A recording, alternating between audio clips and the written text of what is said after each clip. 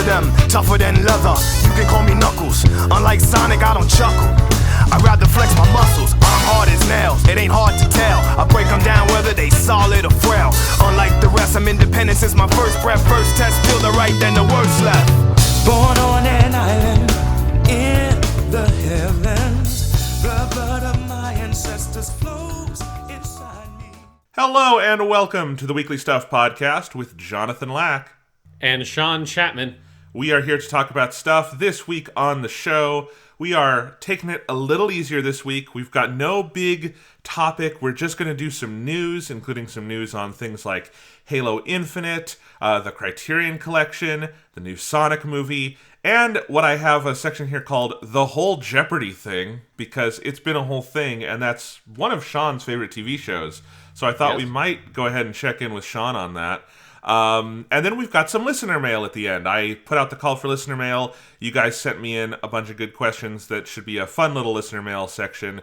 And we're just going to take it easy because, I'll be honest, I was not in the mental headspace to do any big topic preparation this week. We were thinking of doing the next Batman. Under the Red Hood is the next one. That's a lot of movie to talk about. It's a short movie, but it's I want to do that one justice.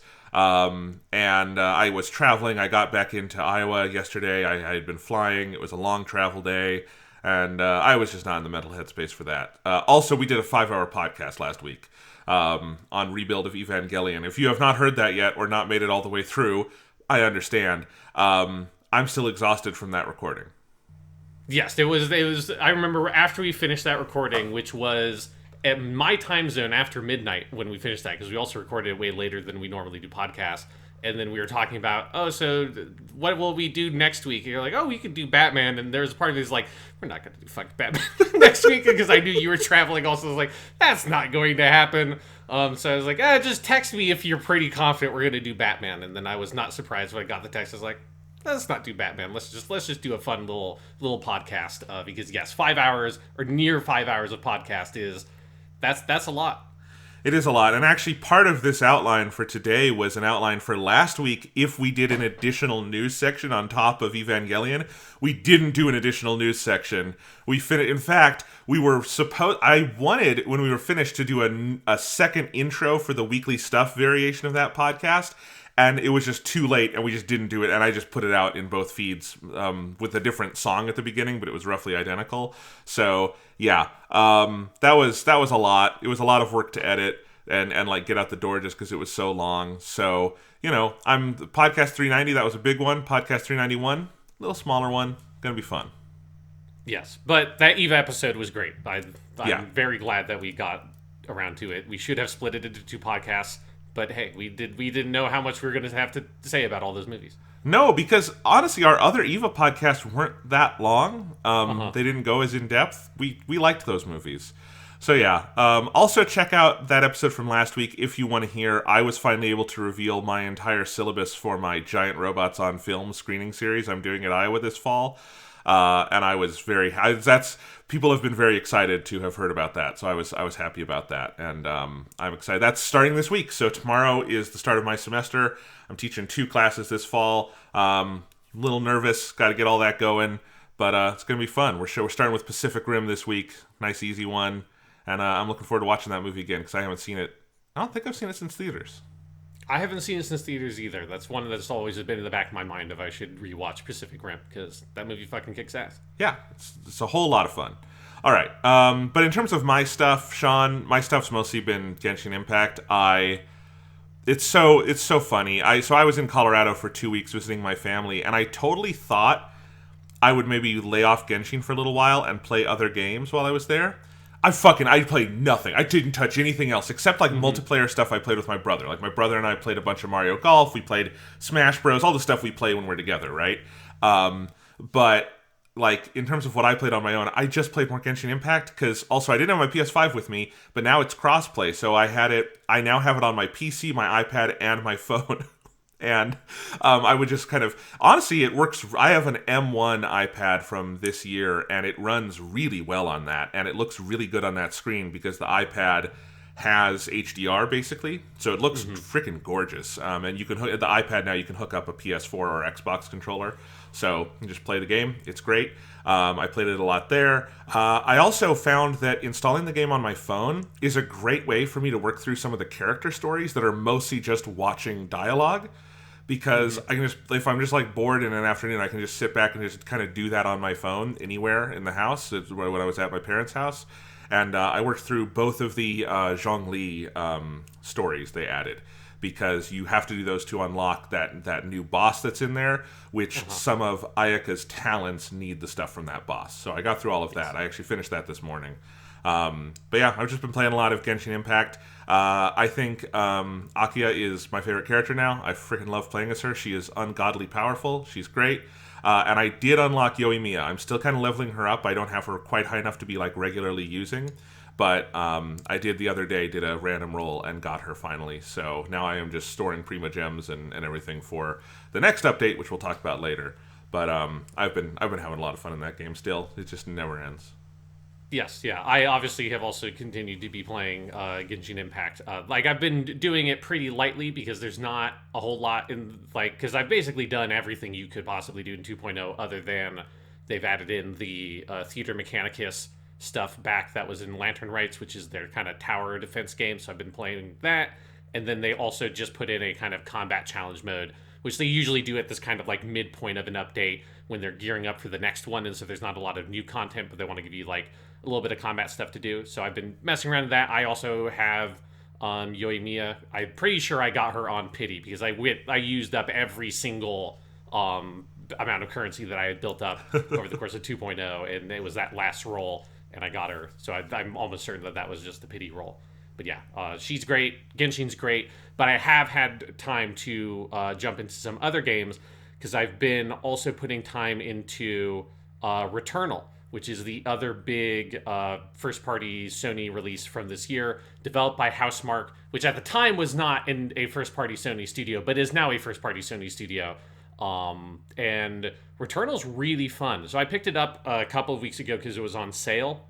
And it's definitely something that I would recommend waiting for it to be on sale because it is a full $70 PS5 game, which is a lot of money for something that doesn't feel like it's not a Ratchet and Clank scale kind of game to me. I feel like it should have been kind of priced a little bit lower. But if you get it for like $40, I think is what I got for it on sale. That feels like a very reasonable price for this game that is basically like a third-person roguelike kind of game, third-person shooter, but is very much in the Housemarque style. And I think it's more of a Housemarque game than you would think on kind of first impression. Because Housemarque, for people who don't know, they're most well known for their kind of arcade type throwback titles that they did, which is like basically every game they did before Returnal, which is stuff like Super Stardust HD or Resogun, the PS4 launch game, which are all very classic arcade style kind of shoot 'em ups. And Returnal, while it is a third-person shooter, right, the camera is kind of brought in behind your character, and you're exploring big 3D environments, you're jumping around, all that kind of stuff. The gameplay itself is fundamentally an arcade-style shoot-'em-up game. Enemies shoot big, slow-moving orbs at you that you kind of have to navigate around and kind of identify enemy patterns and stuff like that. It is very fast-paced. You have a dash and a jump and a sprint that you kind of book your ass across maps, dodging through enemy projectiles and shooting them. You also tend to have like slightly slower moving big projectiles, and you get upgrades that put like homing shots on your projectiles like it's a Gradius game or something like that. It is very much an arcade game, like put into the shell of a more modern kind of third-person action shooter. And that part of it, the combat fundamentally, I think is just incredible. It is so much fun to run around, dash around, get the different weapons, and just like learning all the enemy patterns and learning how to kind of combat the enemies on each run is incredibly satisfying. It makes fantastic use of the DualSense controller, both the adaptive triggers, which they use to kind of modulate whether or not you're aiming down sights or using the alt fire on your gun, kind of similar to what they did in Ratchet and Clank. And then also the haptic feedback is very effective in both the way that like guns feel when they shoot and enemies when they explode, and then little things like the raindrop type effect that like Astrobot had is totally in Returnal also. So all the like the nitty gritty just feel of running around and playing the game is as good as you could expect from a studio like Housemarque. And then on top of that, you've got this really great overall like sort of aesthetic of the game, which is it's very Alien-esque, like H.R. Giger sort of Alien vibes, where you're on some sort of derelict, strange alien world that is full of these bizarre creatures that are these kind of amorphous, weird monsters that are on this alien planet that seem to have exterminated whatever the original sentient life form that had evolved on that planet is. So you come across all these ancient ruins and stuff like that, and piles of corpses of ancient kind of mummified aliens while you're fighting through these monsters. And just the richness of the visual aesthetic, I think, is really strong. Each area, I've only been to 3 of the 6 different biomes at this point, but each one has a very strong different aesthetic to it, and each of them works really well. The first area is this forest that people, if you've seen the trailers, that's kind of the area that's in all the trailers, with this like really thick mist and fog. That's a really, really nice looking effect. And then the second area is this big like Martian looking red desert, and the third area is this kind of ancient alien temple. But I'm definitely having a lot of fun just sort of running around, fighting the enemies, and enjoying the rich kind of aesthetic splendor on display, because while it is not as high budget a game clearly as something like Ratchet and Clank, it still is very much a PS5 exclusive, so it is using some of that technology I think very effectively just to render these really gorgeous, weird, exotic kind of alien locales.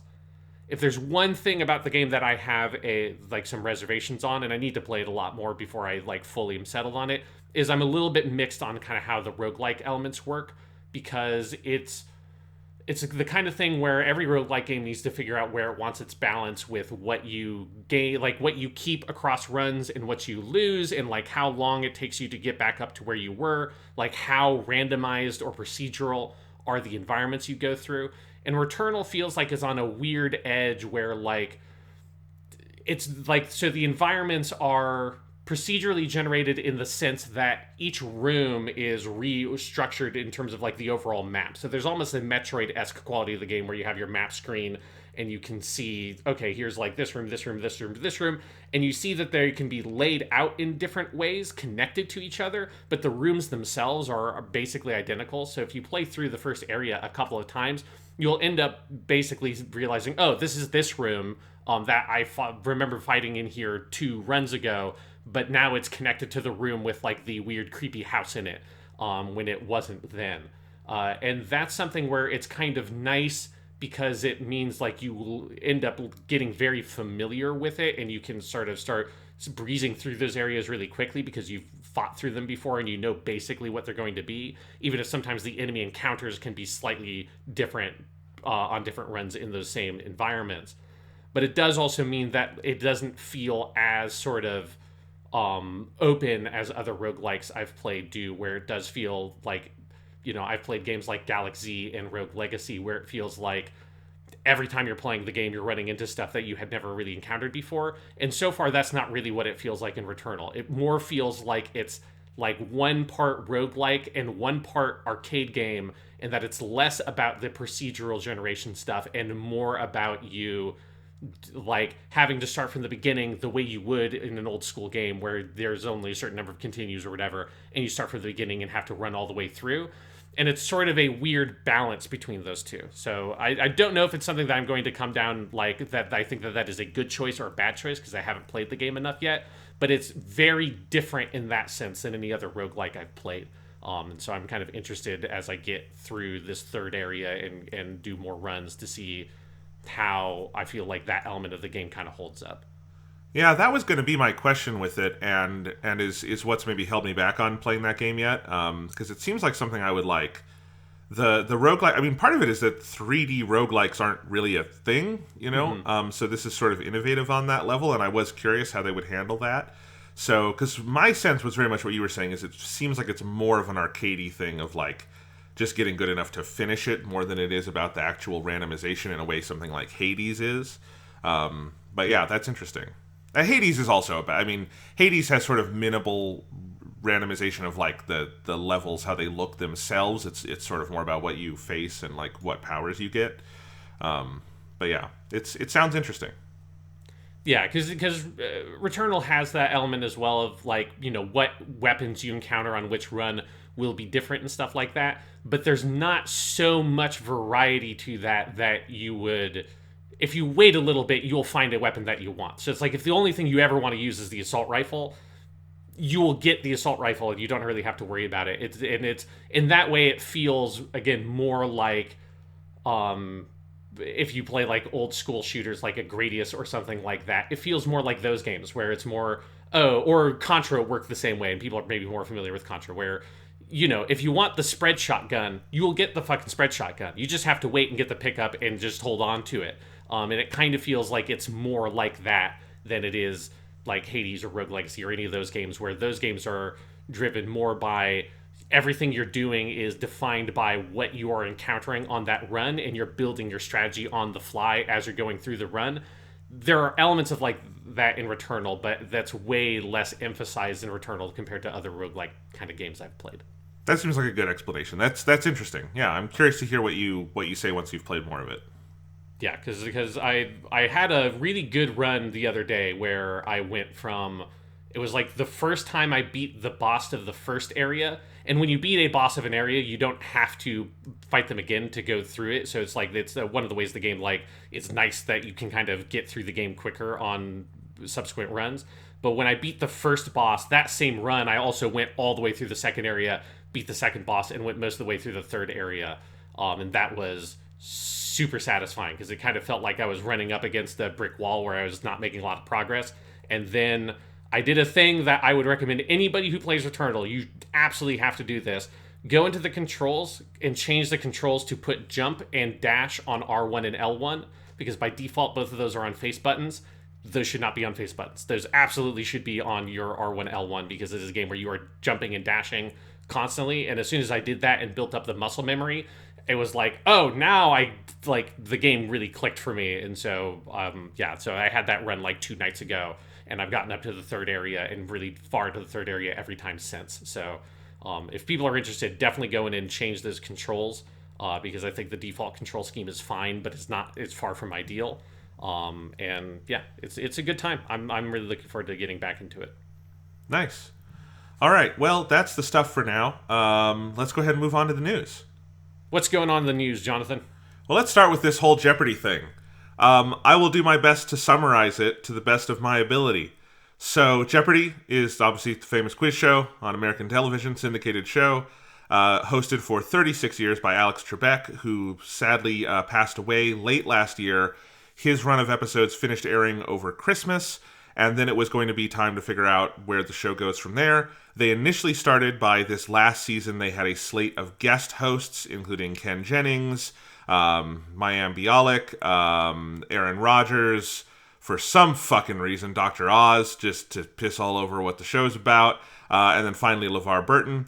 One of the guest hosts, briefly, was a guy named Mike Richards, who is one of the executive producers on the show, started that role fairly recently in the show's legacy. And then after LeVar Burton's hosting gig ended and the show was off for a little bit, we learned that Richards was the frontrunner to replace Trebek full-time. And as that story sort of spun out and we learned more and more, it became very clear that Mike Richards was doing a sort of Dick Cheney. Dick Cheney, not in the sense of like starting wars, but Dick Cheney in the sense of he was the guy who ran George W. Bush's VP search and then wound up recommending himself. So Mike Richards was both helping to lead the search for a new host, but also sort of rigging it in his favor. The initial story when he hosted was that someone else had dropped out and he had to do it last minute. The actual story we've learned through reporting is that he cut Ken Jennings' run short and then did a week for himself so he could sort of put himself on the map. He also was apparently behind things like not wanting to have LeVar Burton on the show and holding him until the very end. And they only gave LeVar 1 day, which was 1 week's worth of episodes. They did it all at once. Stuff like that. And then also he was the person responsible for selecting which episodes would be sent to Sony for focus groups to create the data that said Mike Richards was the best host, but he sent them the data. So all this kind of stuff. Mike Richards is named as the host. People are a little weirded out by this, though, so they decide they will also name Mayim Bialik, who formerly people knew from, she played Amy on The Big Bang Theory. Mayim Bialik would be the host of the primetime specials Jeopardy does every so often. They did the announcement like they were both the host. They're not. Mike Richards was announced as the host of Jeopardy, the show that everyone sees every night on weekdays. Mayim Bialik would be doing some other special stuff. Mayim Bialik, not a great choice either, because she's basically an anti-vaxxer. I don't want to get into it, but she's a gross person. Anyway, that's a whole other can of worms. But anyway, then what comes out once Mike Richards is formally named the host is, one, a lawsuit from several years ago when he was an EP on, I think it was The Price is Right or Wheel of Fortune. He's done like all these different like game shows, where there was an employment discrimination lawsuit where he was named in that and described as basically like harassing pregnant women at the office and like being mad that women got pregnant and feeling like and acting like they were inconveniencing the whole office, that sort of thing. And then came out a series of podcasts he did that I guess Sony just did no vetting on this guy, because it was basically a series of racist, sexist, homophobic, all the bad stuff, jokes and comments. It was also coming out that people who work at Jeopardy, because Jeopardy has a pretty tight staff that has worked there for a very, very long time, and they did not like working under this guy, Mike Richards. He apparently was not easy to work with, and they also had no faith in him because of all this stuff that was coming out. So there was a growing employee revolt. So after Mike Richards started taping, he taped 1 week worth of episodes, he announced that he was stepping down, and they are now looking for a new permanent host again. Is that a good summary, Sean? Yeah, I mean, I love Jeopardy. I have not been following this stuff that super closely because, you know, it became very clear very quickly. It was like, oh, this is all fucked up, and it made me sad to look at. But yes, that is the gist of what I have seen, is the kind of the manipulation of the process by this Mike Richards motherfucker to try to become the host of Jeopardy, and then the like rare happy ending, or at least what is so far a very happy ending, of him getting booted the fuck off for being a piece of shit, which is like something that very rarely happens, right? Like it's nice to see, oh, it got finally like this some form of the system came to its senses and worked, and this ended up without him as the host of Jeopardy. And that is a big relief, that it has ended up at least at that stage. We still don't know who's going to be selected next, because there's always a chance that they'll end up getting a different kind of asshole on there, but it's not going to be that asshole, and that's great. Yeah. I mean, I'm curious, have you been watching any of the different guest hosts? No, I've seen like some clips, but I haven't been watching those episodes. Yeah, I mean, I saw clips from a lot of people. I did watch the week LeVar Burton hosted, because I love LeVar Burton, and I feel like, and I still feel like, I know it's kind of the bandwagon right now, but I think it's the bandwagon for a reason. He is the person they've put forward who, like, has the closest, like, qualifieds of being someone who is engaged in literacy and education and all this stuff, and has a beautiful, soothing voice and nice presence, and, like, and also like is so clearly different enough from Alex Trebek that I don't think you would be just making those comparisons all the time, right? He has a different affect about him and everything. And so, yeah, that's the one that just seemed natural. There were some other seemingly solid contenders, but yeah, the whole thing is just depressing, because, like, I guess the system worked in the end, but the system didn't work. The people had an outcry. Like, Sony did no vetting of this guy, or they did do the vetting and then decided they didn't care, and then there was an outcry. I'm not sure which one of those is worse, but it's very bad either way. And it's just, I don't know, it just felt, it was very depressing to see this be the follow-up to all the Alex Trebek stuff, because, look, it was never going to be easy to replace Alex Trebek, but I would say it was probably easy to not replace him with a gross sex pest dude. Yeah. That's a pretty low bar to clear. High bar to replace Alex Trebek, low bar to not replace him with a total asshole. So anyway, it's been depressing. I'm very curious where they go from here. what the heck they're planning on with this. It's a whole weird situation. Yeah, because it's definitely, like, I feel like, certainly of the people that they have put up, I think LeVar Burton or Ken Jennings would be the two that I pick. Like, Ken Jennings has the connection to the show's history, and then LeVar Burton, as you say, he's got, like, the bona fides. I mean, I think LeVar Burton is, like, the easy, strong pick. It's, like, you really couldn't ask for, like, a better layup of a fucking successor to Alex Trebek than LeVar Burton, in the sense of, as you say, he's got a different enough presence that he feels very distinct from Alex Trebek, while still embodying a lot of, like, the love for knowledge and, like, curiosity in the world, and that which he developed through his work with Reading Rainbow for decades. That's, like, he represents that.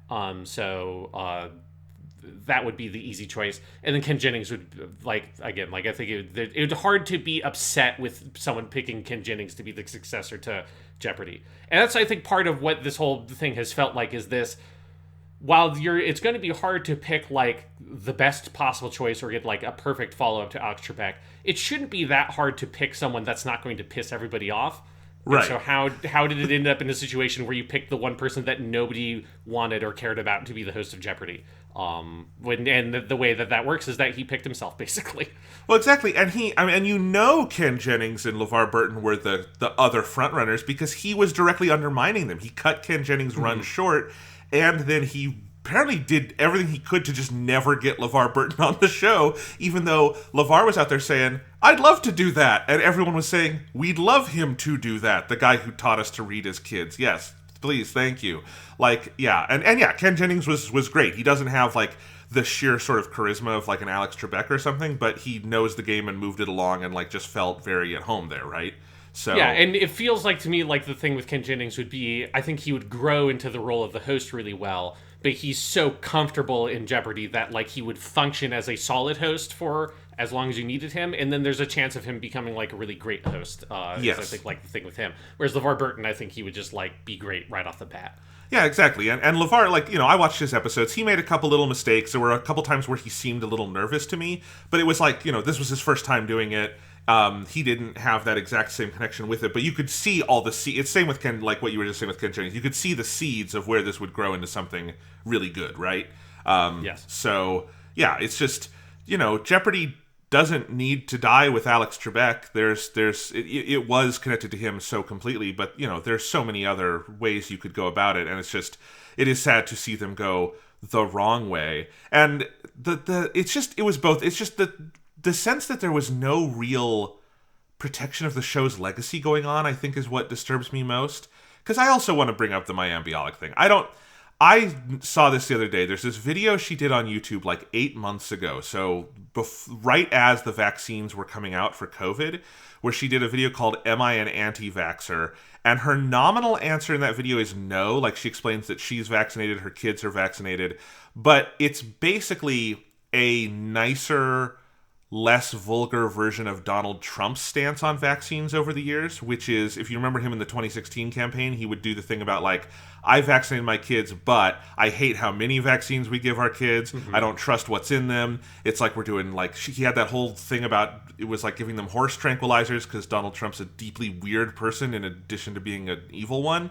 And that video of Mayim Bialik is like 10 minutes of her doing, basically just asking rhetorical questions like, do I think there's too much money in vaccines? Do I think corporations are out to get us all? Do I think it's bad to put chemicals in our children's bodies over and over and over again? And basically, like, it's the kind of video where if you are someone who is normal and wants to protect your kids, you would come out going, that was a little weird. And if you are someone who is skeptical of vaccines, you would come out saying, I'm never giving my kids any fucking vaccines. Mm-hmm. No matter, like, it's that kind of thing. And it's just, I do think that's disqualifying from Jeopardy. I think that's disqualifying from Jeopardy. I'm not saying she can never work in Hollywood again. I don't care about that.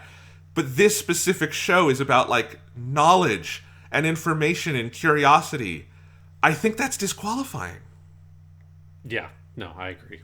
So, just, it's that sense, too. And I think that's why people have like, so gone to the LeVar Burton of it all, because if you're thinking about the show's legacy, that seems like the best outside pick of someone who is, as you were saying earlier, Sean, like in line with that legacy. Like Reading Rainbow and Jeopardy are sort of like two sides of a coin, I feel like, almost, of like for kids. And Jeopardy isn't like strictly for adults. Kids watch Jeopardy, but it's, more like adult minded in its like process, right?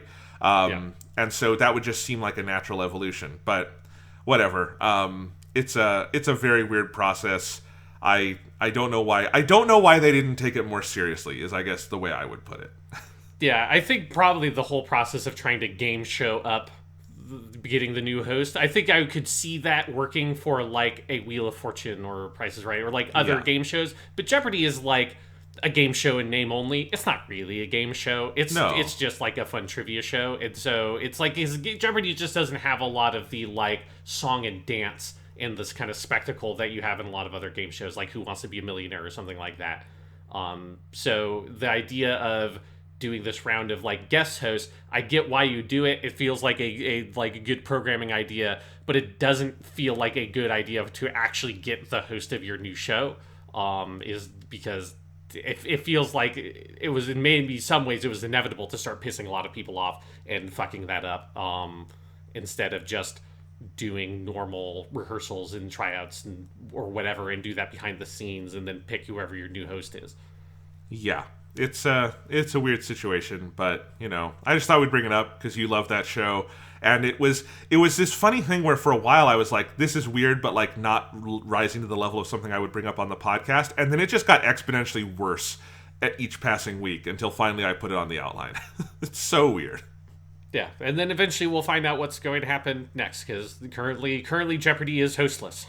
And it's on hiatus. They were starting shooting new episodes. There's the guy right now who's on a run kind of coming at some of the champions because he's had a really good run, and they're just kind of in limbo on that. So it's weird. Yeah. All right. Sean, you want to move on to some other news? Yeah, what else is going on? So here's some movie and home video news. So the Criterion Collection, which y'all know I love. I have a lot of Criterion Blu-rays. They had been basically the last holdout on planet Earth among video distributors of doing 4K UHD Blu-rays. And that had been getting deeply frustrating. I think a lot of people, including myself, had just stopped buying most Criterion stuff. There was a lot of stuff they were putting out that just very clearly should have been in 4K. In other countries was coming out as 4K. Or like Criterion would put it out as a standard Blu-ray, and then the studio would do an actual 4K Blu-ray. That happened with like Do the Right Thing.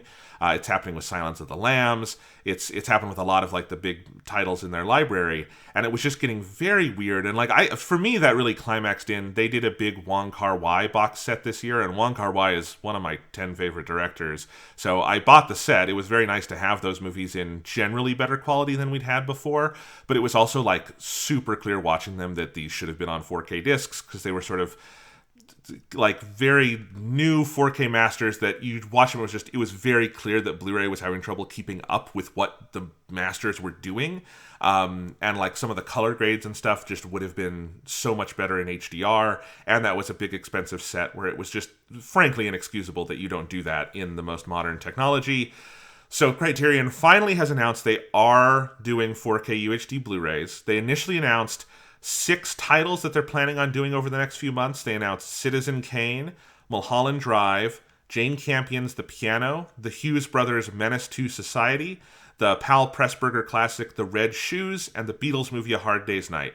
Most of those have been in the Criterion Collection before and are like big sellers. Mulholland Drive, Hard Day's Night, Red Shoes, those are like perennial, like top-selling Criterion titles. I think Menace to Society and The Piano are new to Criterion, and then Citizen Kane was on Criterion Laserdisc back in the day, but never in the DVD Blu-ray collection, so it's never had a spine number.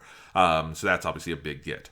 Then they formally announced their November slate, which is where we'll get the first of these. So they're doing 3 4Ks in November. They're doing Citizen Kane, a reissue of Mulholland Drive, which they've already had on Blu-ray. It's the identical set, just with a 4K disc in there. Little annoying if you already bought it on Blu-ray, but we'll talk about that later. And then Menace to Society. Plus, they're doing a standard Blu-ray of Fellini's La Strada and a box set of Once Upon a Time in China, the Tsui Hark series starring Jet Li, which is by far the most exciting thing of all these they've announced, because that's pretty much any Hong Kong thing where you put it all in one box is great because Hong Kong movies forever have been so fucking hard to get.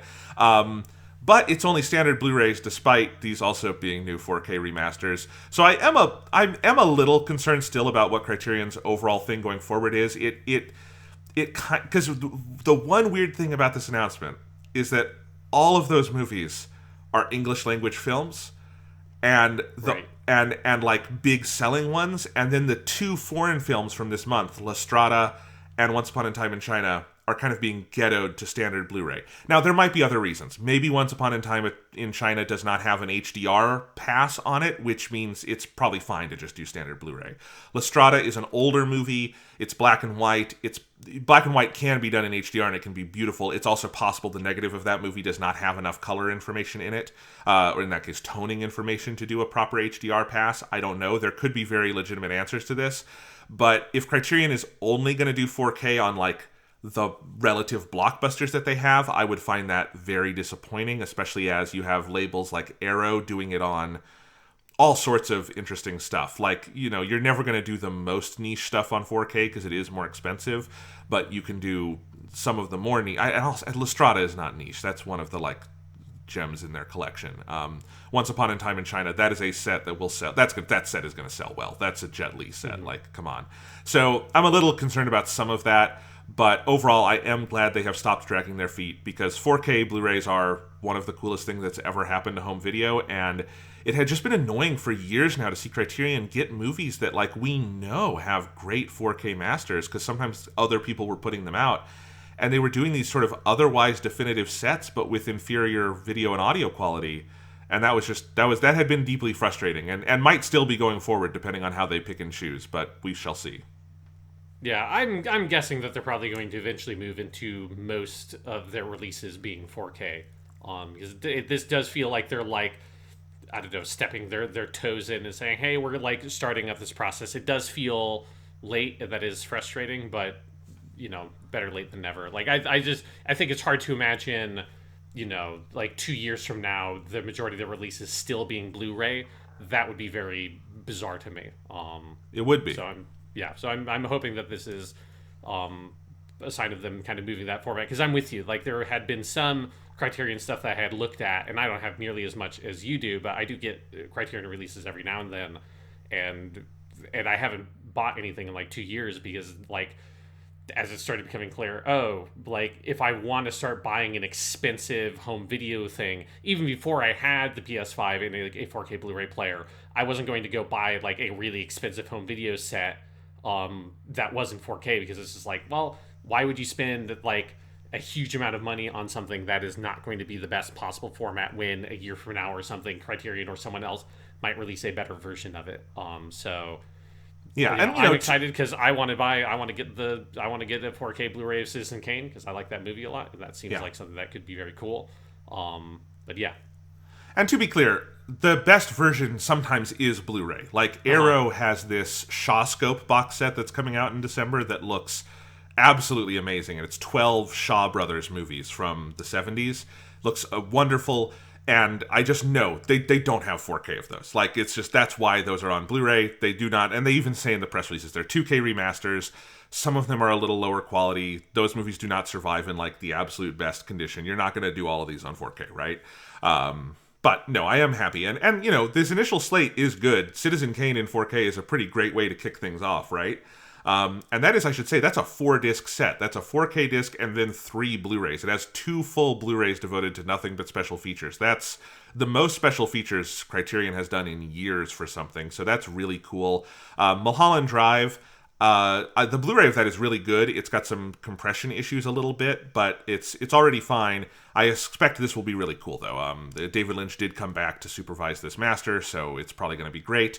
And that is a fantastic movie, very much worth doing. The Red Shoes is one that I am very excited for, because if you've never seen The Red Shoes, it is well known as, like, one of, if not the best uses of Technicolor in the history of the original 3-strip Technicolor format. And there are not many Technicolor movies on 4K. Honestly, the only one I have is Wizard of Oz, and I'm actually not sure if there are any other big studio Technicolor movies on 4K. But Technicolor is something that looked bad on VHS and DVD because it's just kind of hard to do. It looked better on Blu-ray, but The Wizard of Oz with like HDR10 or Dolby Vision, what have you, on 4K Blu-ray is like the closest to, oh my god, they finally nailed Technicolor on home video. And so I am very excited to see stuff like The Red Shoes like that. I also like that they're doing black and white. Citizen Kane and A Hard Day's Night are both black and white. I think there's this popular belief that because HDR refers to color, it doesn't apply to black and white, and that's not true. HDR refers to dynamic range. Black and white is very reliant on dynamic range. I have a couple of black and white on 4K. There's not that many.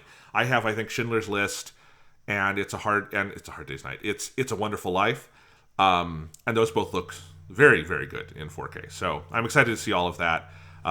It's cool stuff. Yeah, it's good to see Criterion finally doing this because it just felt very odd for a while now. Like it's not because we just moved to the point where 4K Blu-ray is not the brand new thing, right? Like it's been around for several years at this point. It came out in 2016. It's been 5 years. Yeah. Yeah, it is like the new standard format effectively. So it just felt weird that it took so long. Yeah, it took them a long time to get to Blu-ray too, but I think that took like 2 years, not 5. So that's what had been baffling people. Mm. Speaking of exciting stuff, though, Superman, the animated series, has long been the one holdout of the original DC animated universe that was not on Blu-ray, because we had gotten Batman the Animated Series remastered, we got Batman Beyond, Justice League Unlimited had been on Blu-ray for quite a while through Warner Archive, because that was produced in HD. Original Justice League, I think they did at one point. Mm-hmm. All of that stuff. Superman the Animated Series, the one holdout, it is now coming to Blu-ray on October 12th. It's been completely remastered from the original 35mm interpositives. This is not... Batman Beyond had like some weird stuff because it was close enough to the shift to digital that some of it didn't exist in anything other than video, so some of that is still standard definition, but this is going to be completely remastered in HD on Blu-ray, not on 4K, but I wouldn't expect something like this to come out on 4K. Yeah. And I'm not sure how much it would benefit. But we are getting all of Superman the Animated Series. It's coming October 12th in one nice box. Thank God. This one has been a long time in the works. Yes, yeah, and if people haven't seen it, like, it is great. I mean, it is kind of like with the Batman cartoon. It's basically like the best you could ask for a Superman thing. So if there are people who you're interested in Superman, and I know there are lots of people like this that like you think you're interested in Superman, but it's hard to sort of just get what is like the definitive Superman thing. You know, you've got like Superman the movie, which is great, but that's just one movie. You've got a couple of kind of standalone graphic novels like All-Star Superman, Superman Red Sun, that kind of stuff you can pick out. But this is like here's a big, like, meaty TV show you can get into that is of extremely high quality, that hits all the stuff that like with the Batman thing, it kind of composites together all the different kind of versions of Superman throughout history into this one kind of like, you know, gestalt kind of take on the character that takes all the good elements of what came before and combines it together into what is ultimately an original take on the character. Like, this is what you want if you want to get into Superman stuff. So it is nice that it is becoming more accessible, because you know, it is hard to be a Superman fan because like the world thinks that Superman is dumb, but the world is dumb. Everyone's like all on Batman shit, but like Superman's fucking awesome. So it's nice to now be able to buy a thing and throw it in people's face. They're like, no, Superman, Kryptonite, it's just, he's dumb. It's like, watch this cartoon. It's great. Fuck it is. Off. I have not seen the whole cartoon, so I'm very excited. I've seen like the pilot episodes. I've seen the Batman Superman movie, which is the world's finest episodes. Mm-hmm. I've seen lots of like scattered ones, but I am excited to see the whole thing this way. And if you don't care about Blu-ray, the other side of this is they've done the HD masters, so those will be on HBO Max. I think right now Superman is on HBO Max, but it's the old standard definition masters, and that show, like, it looks rough. It was, you know, captured on video. It just doesn't... It kind of like Batman did back in the day before they did the HD remaster. So, which also means that if you have HBO Max, all of those shows are going to be on there. They already have Batman and Batman Beyond. I think they've got the Justice League shows. So, very nice, because there had not been until recently, like, a streaming home for all of it, and it will now all be in, like, equivalent HD quality. So, that's really great. Yes, yeah, and, you know, as you said, the Batman, because I have the Batman Blu-ray set, and that was, like, that show looks fucking gorgeous. And Oh my God, Superman is contemporary to the Batman show, so it should, assuming that they put the work in, it should be a similar level of improvement and just like the richness of the quality of the animation and the colors and stuff like that. I'm very happy that this is finally happening. Yeah, absolutely. All right, let's talk some video game news.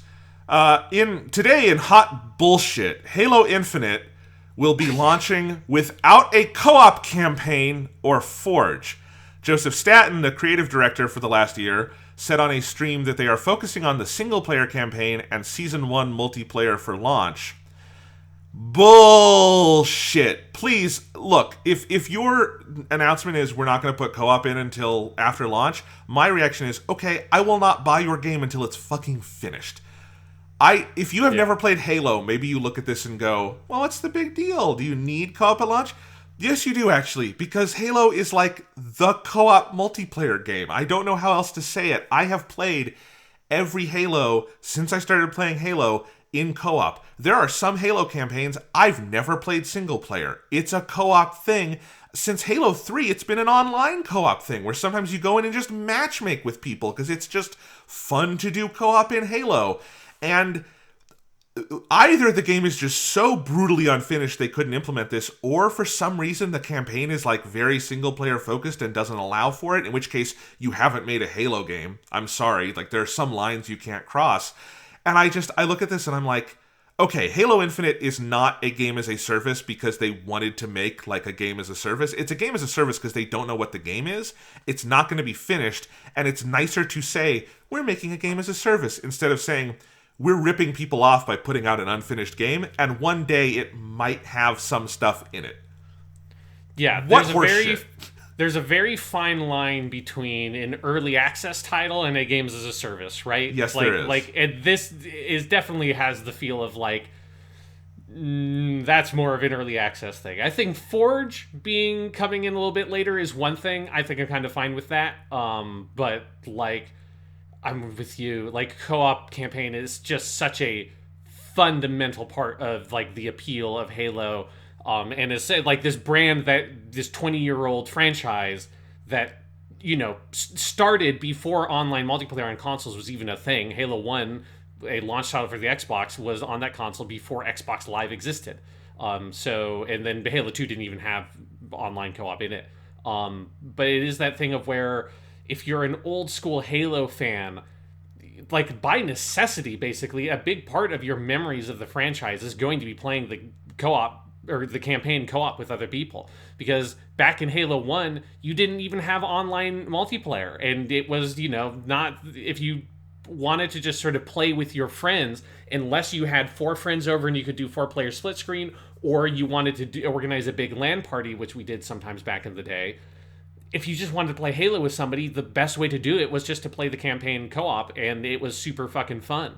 And so a lot of my biggest memories and most fond memories of the franchise all the way through, because other than Halo 5, I've played every single Halo game co-op, most of them many, many times. I think Halo 4 is the only one I've ever done co-op once, because I didn't play the campaign that much in that game anyways. But it's like, it is such a fundamental part of the identity of the franchise to anyone, I think, who has been a Halo fan for a long time. Yeah, I mean, remember, the Xbox was the first other console other than the N64 to have 4 controller ports. Mm-hmm.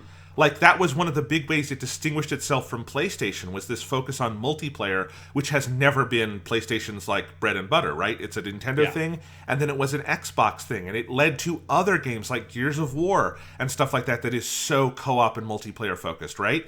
So it's just crazy. Like, people were rightfully very mad when Halo 5 came out without split-screen co-op.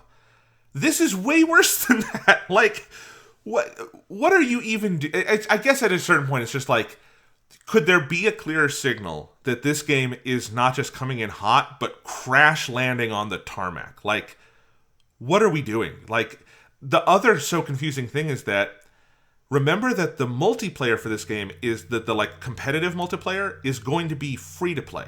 Yeah. And then the campaign is what you're paying for. Now, I know most people probably on an Xbox playing Halo Infinite will be getting it through Game Pass, but they're also selling it as a boxed game and on Steam on PC.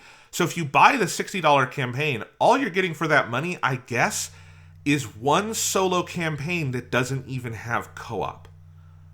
Yeah. I am deeply confused by what they are doing with this game. And I said this on Twitter the other day, and I've said it many times.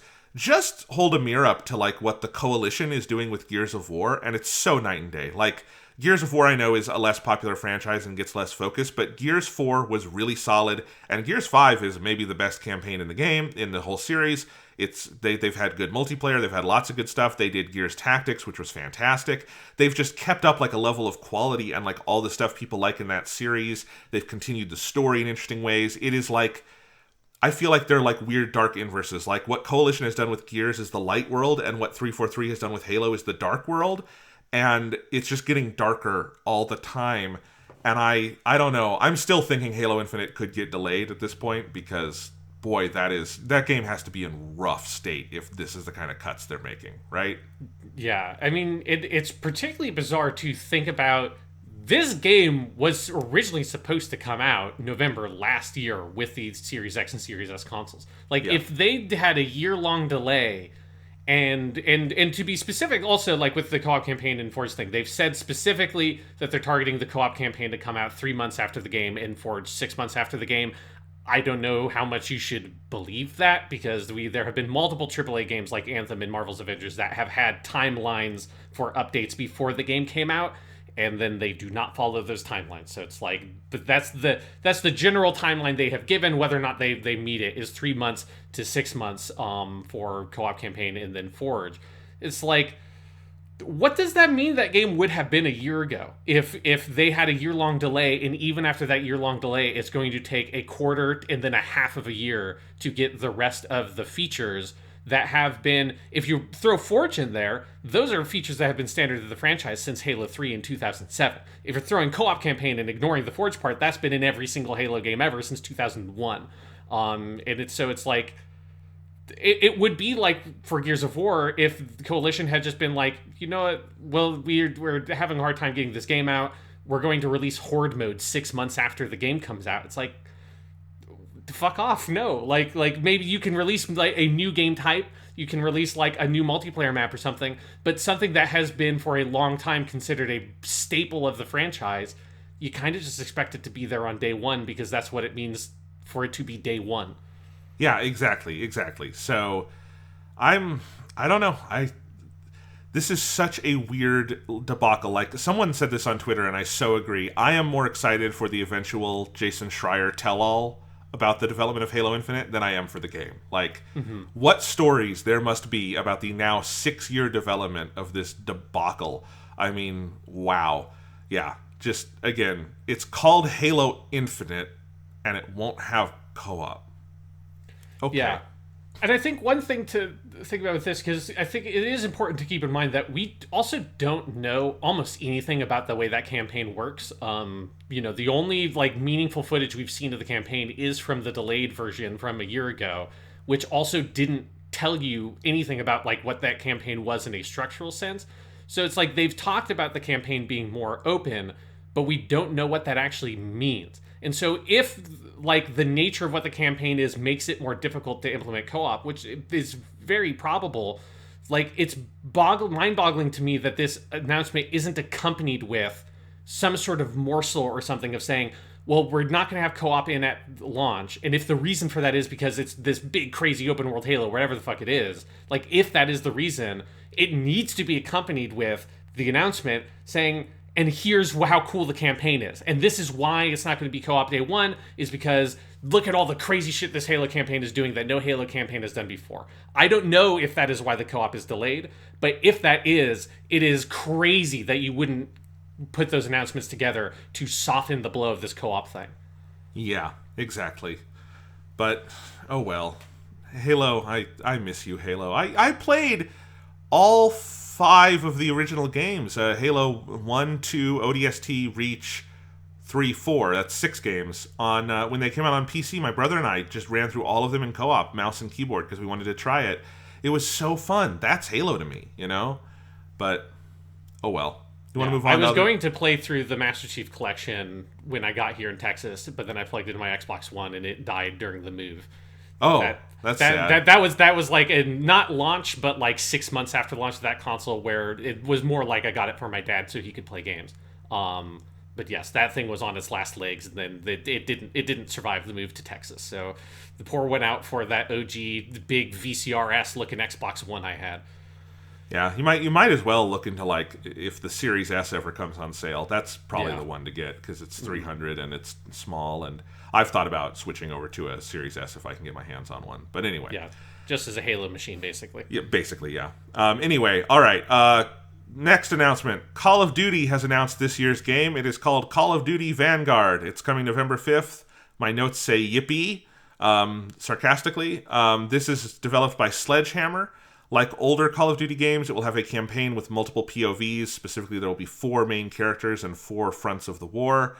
So that's the campaign. It will have full Warzone integration, as Black Ops had last year, overseen by Raven Software, who is now basically in charge of all the Warzone stuff. And it will also have a zombies mode made by Treyarch. So it is very much a patchwork Call of Duty that is like a bunch of different things, kind of confusingly. One interesting note is it's a $60 game this year. That's actually the most interesting thing about this whole announcement, is that Black Ops Cold War was $70 on the new consoles. This is $60, is what I saw at least. But other than that, I don't know. It's another World War II Call of Duty. I like the idea of a new World War II Call of Duty, but it seems like the game Call of Duty World War II wasn't that good, so I don't know. Also, Activision Blizzard is a hell house of harassment and abuse, so any excitement for this game is tempered by that. Yeah,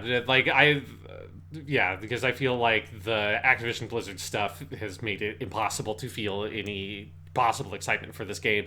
But then also, I feel like the rollout of these announcements, because there were a bunch of leaks and stuff beforehand, like, I've just been very confused about what the fuck this game is.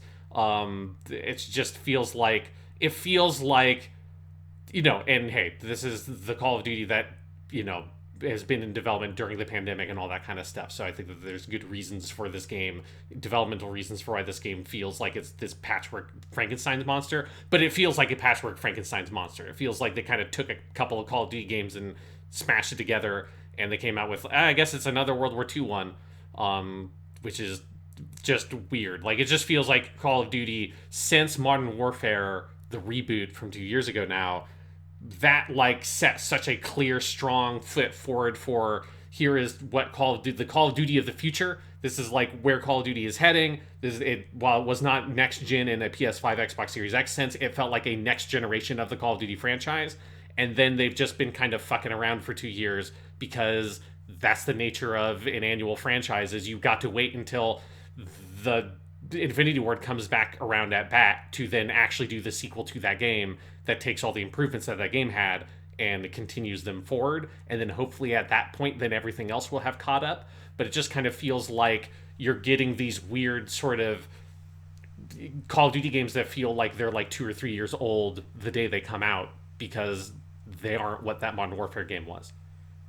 Yeah, the whole thing is just very confusing. Especially, I think Warzone has thrown such a wrench in all of this, because Warzone is like now the Call of Duty launcher. At least, I can only speak to Xbox, is where I own Modern Warfare. And I've actually been unable to play Modern Warfare for the last couple months, and I still can't, because the launcher is like so fucked up. Like, Modern Warzone is not a download, it's a series of modules that you download on Xbox. And it just doesn't recognize all of the modules. So when I try to put it on my Xbox, it just doesn't work, because it all goes through this Warzone launcher. But Warzone is also Call of Duty Black Ops Cold War. It's all extraordinarily confusing. And now they're going to be throwing this game in there too. So they're sort of like separate Call of Duty games, but they're really not in how they install and everything. It's very weird. And there's some indications too that like this game is also just ludicrously big, like 275 gigs or something. Like, it won't fit on some hard drives. Like, it's insane and bad. And like, in a time when actually, because of the new consoles, a lot of games are getting smaller, Call of Duty just refuses to make reasonable sized games or do any compression, I guess. It's very strange and hard to kind of get into the series right now because of some of that stuff, Yeah, it feels weird because it just felt like Modern Warfare was this moment that felt like Call of Duty was back, and then it's just been like kind of bullshit since then. I'm looking forward to next year, yeah. 2022, the next Modern Warfare. I will be there. That sounds great, but not this year. Yeah, and I'm hoping that when that comes around, because that will then have been a full cycle, that maybe that's when they can do Warzone 2 or something and decouple Warzone from the ongoing annualized Call of Duty stuff or something, because the way that everything is sort of sewn together in this bizarre way, because it was never planned to quite be like this,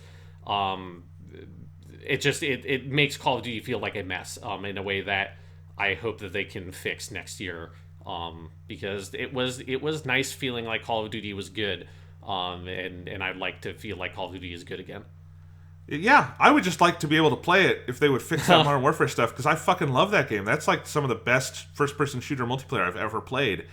I would still be playing it, but I can't. So that's kind of sad. Anyway, also serial harassment and abuse that they have not addressed. Yeah. Bethesda has announced Skyrim Anniversary Edition for November 11th, 2021, the 10th anniversary of Skyrim, a game they are still selling you. This will be on everything except Switch, which does have Skyrim. They're just not going to do it there. But it's going to be on everything. It will be on the new consoles. There will be an upgrade path for people who already own Skyrim Special Edition to get it on PS5 and Series X. I'm not sure what the improvements will be. That game is old. And the specific thing the Anniversary Edition is adding is all of this Creator Club stuff, which is basically just mods that went through through like the official Bethesda channels. So the way they are making money now is just selling you a bunch of stuff that you could have gotten for free, because people just made it and modded it into the game. So there you go. It will also have fishing. My reaction is, good God, it's 10 years of Skyrim. We're also coming up on 10 years of Grand Theft Auto 5, which is also getting its re-release in November. Boy, they're never making new games in these series, are they?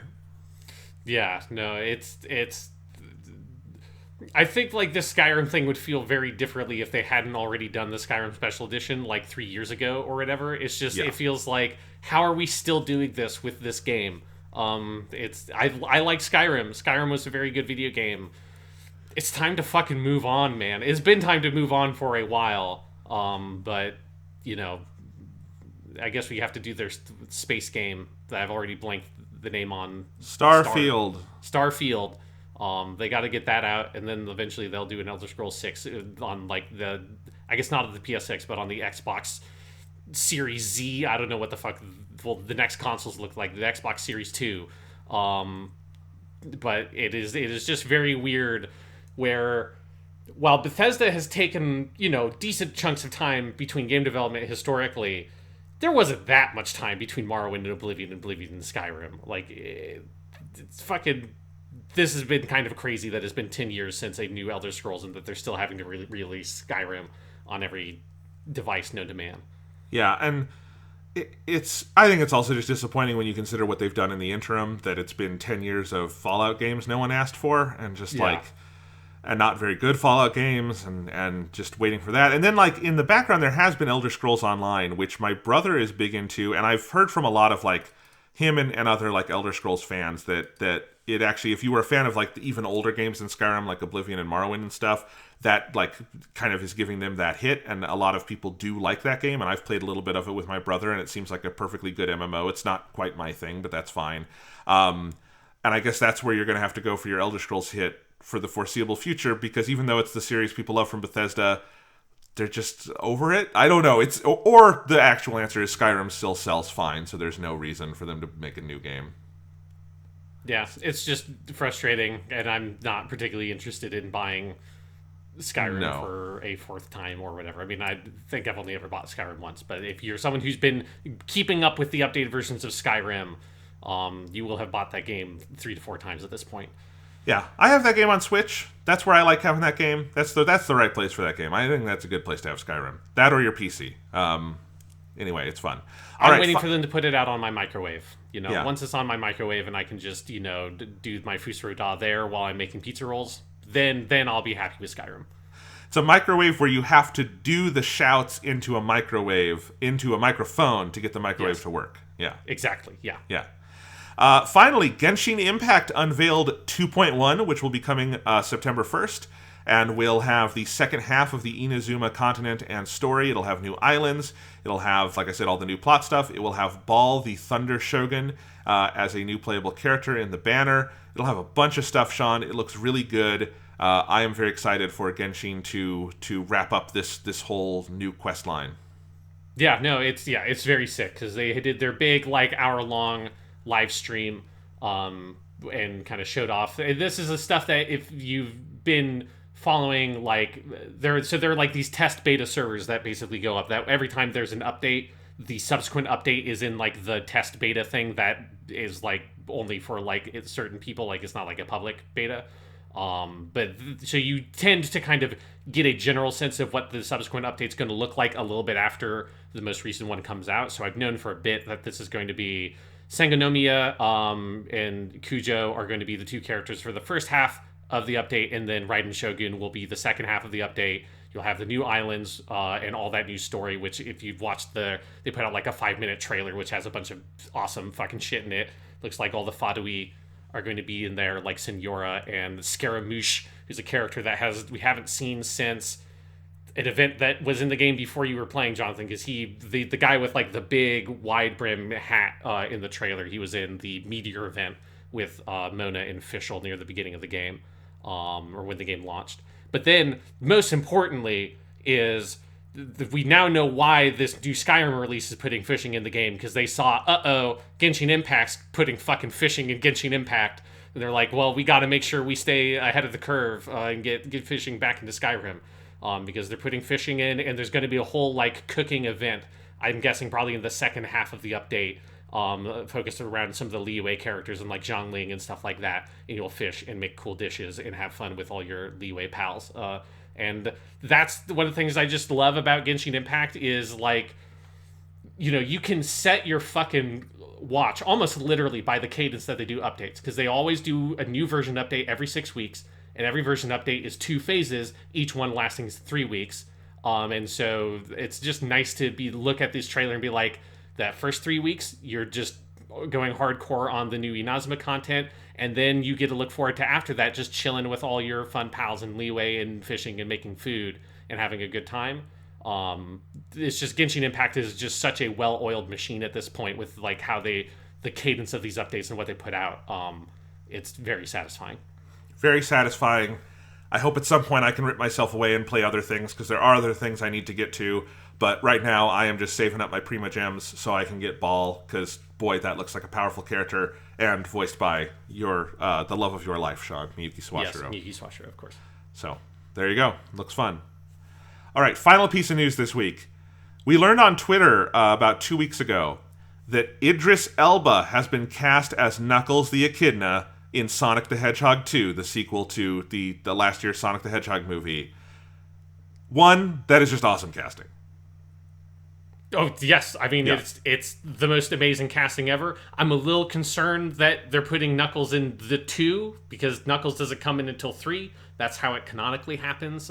Tails is the character you put into the second game, or the second movie. Clearly what it should have been is there's a Sonic 3 that stars Knuckles, and then they would have had a add-on to Sonic 2 that's a DVD you tape to your DVD of Sonic 2 and put it in your player, and then Knuckles is just in the background of every scene in Sonic 2. No, they just digitally replace Sonic in Sonic the Hedgehog 2 with Knuckles, because that's all that Sonic 2 and Knuckles is. But yes, that's absolutely what they should do, is if you buy the Blu-ray or whatever of Sonic and Knuckles, the 4th movie in the franchise, which is really Sonic the Hedgehog 3 Part 2, and Yes. in the like Deathly Hallows, Harry Potter, Twilight tradition of the Part 1, Part 2 structure that we have for these trilogies, they do that, and then you just put the Knuckles model into the second movie. That's what they should have done.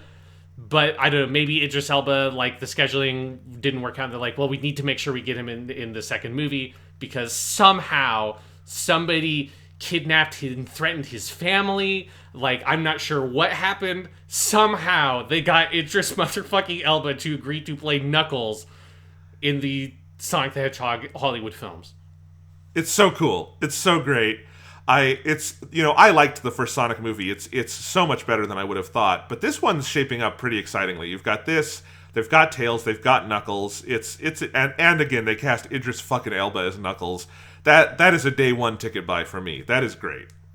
Yeah, I think the question now becomes stuff like, is it going to be that he's the voice of Knuckles, or are they just going to, because this is Sonic the Hedgehog has like been transported into the real world with real humans. What if he's just like a dude with like red dreadlocks and his name is Knuckles and he's just got like big brass knuckles or whatever, and he's just a guy. And at the end of the movie, they do like the Robin thing from The Dark Knight Rises, where he doesn't even call himself Knuckles, but at the end of the movie, it's like, oh, but what's your real name? It's like, oh, I'm Idris Knuckles Elba or some shit. So I that would be great, and I would watch that too. I think he is the actual animated Knuckles because the movie has already been filmed. They're doing the voices now. And on set, there were some set pictures that leaked, and you should look these up, Sean, because they're fucking amazing. And it was a scene where they're filming outside on a street, and they had as stand-ins for the eventual CGI, big like plastic models of Sonic, Tails, and Knuckles sitting around. And like in the poses they would be in those scenes, and it was very delightful to see. And that's actually how we knew Knuckles was going to be in this movie. We just didn't know Idris Elba would be voicing him. But inspired by that, I decided to, my brother and I worked on this together. My brother, who has an encyclopedic knowledge of Sonic, gave me the names of every playable character in the Sonic series. Oh, Jesus. And in the mainline Sonic series. I don't know about like Sonic Shuffle and shit like that, just the mainline series. And we decided to cast them all with Hollywood celebrities of similar stature or greater to Mr. Idris Elba to make a full cast. So this includes recasting the characters who are already in the movie, like Sonic. I gave him a new voice. So do you want to hear, we worked on this together, mine and Thomas's celebrity casting for a Sonic the Hedgehog movie? Before you get into that, I have a clarifying question, because I just want to know the scope of what we're talking about in terms of characters. Like, is Bean the Dynamite on that list? No. Okay. That's why I said, like, the mainline series, like Sonic, Sonic 2, Sonic Adventure, Sonic Rush, that kind of stuff. Okay. Is Big the Cat on that list? Yes. Okay. So I think I have a good sense of the scope of what we're talking about. Here's one more: Charmy the Bee or Vector the Crocodile. Are either of them on that list? And Espio, because it's all of Knuckles Chaotix. Okay. Yeah. So the Chaotix are on there. Okay. Yes, Okay. yes. So Okay. it's everything, but not like Sonic the Fighters and that kind of stuff. No. I understand. Yeah. Okay. So we had to cut it off somewhere. Yes. For obvious reasons. And this is assuming, by the way, these are all voices for animated characters. I also have Dr. Robotnik in here. This is not, I'm saying this person would play him like Jim Carrey did in like live action. This is like assuming you're making an animated thing for all of them. All right. Okay. Because that's easier. So Sonic the Hedgehog, in my casting, is voiced by Donald Glover. Because in my mind, Sonic is black. Because that's how I first heard him on the TV series, voiced by Jaleel White. And I think I've always thought actually Donald Glover would be a very charming Sonic the Hedgehog. I think kind of in like, as he voiced Troy on Community, he would be very good as that.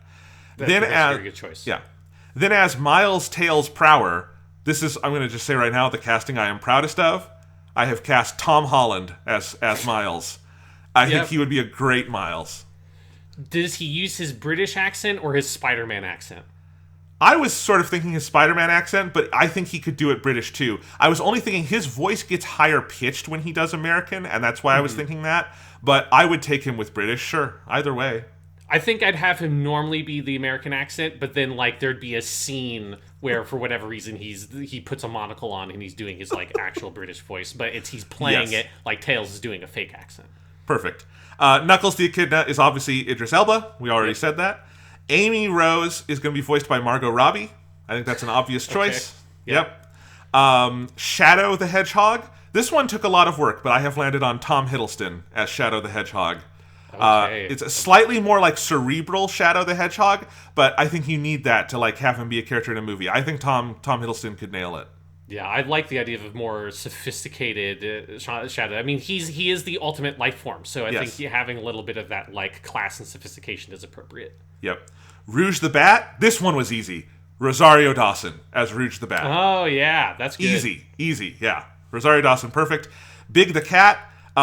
You'll notice I'm a little inspired by Suicide Squad here. Sylvester Stallone. I think Sylvester Stallone has to be Big the Cat. I think of every like celebrity voice, that is the only one that fits Big the Cat. You got to do it. Or you could, it's almost a similar vein. You could have it be Vin Diesel, but in this version, Big the Cat can only say its own name.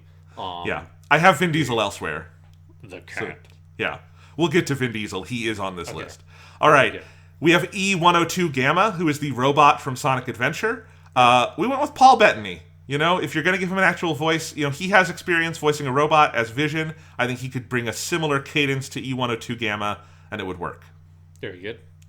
We have Blaze the Cat, who is from the Sonic Advance and Sonic Rush games.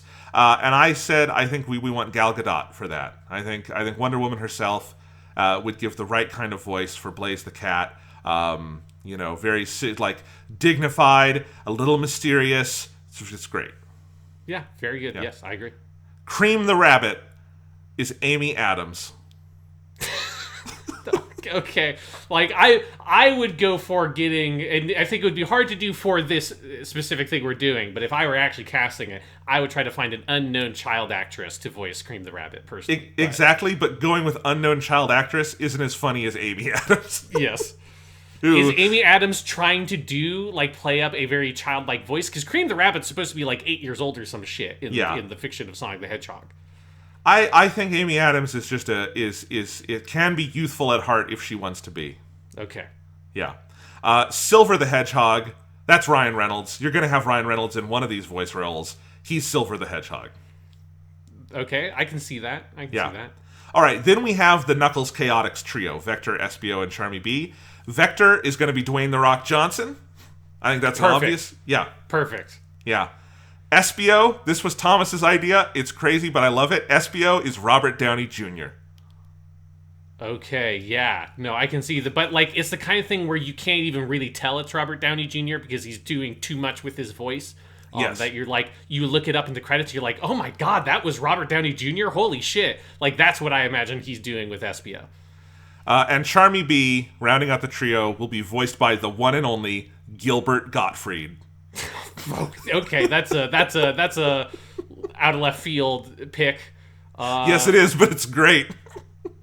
It's a very different dynamic amongst the Chaotix, but I think I can go with you on that boat. Okay.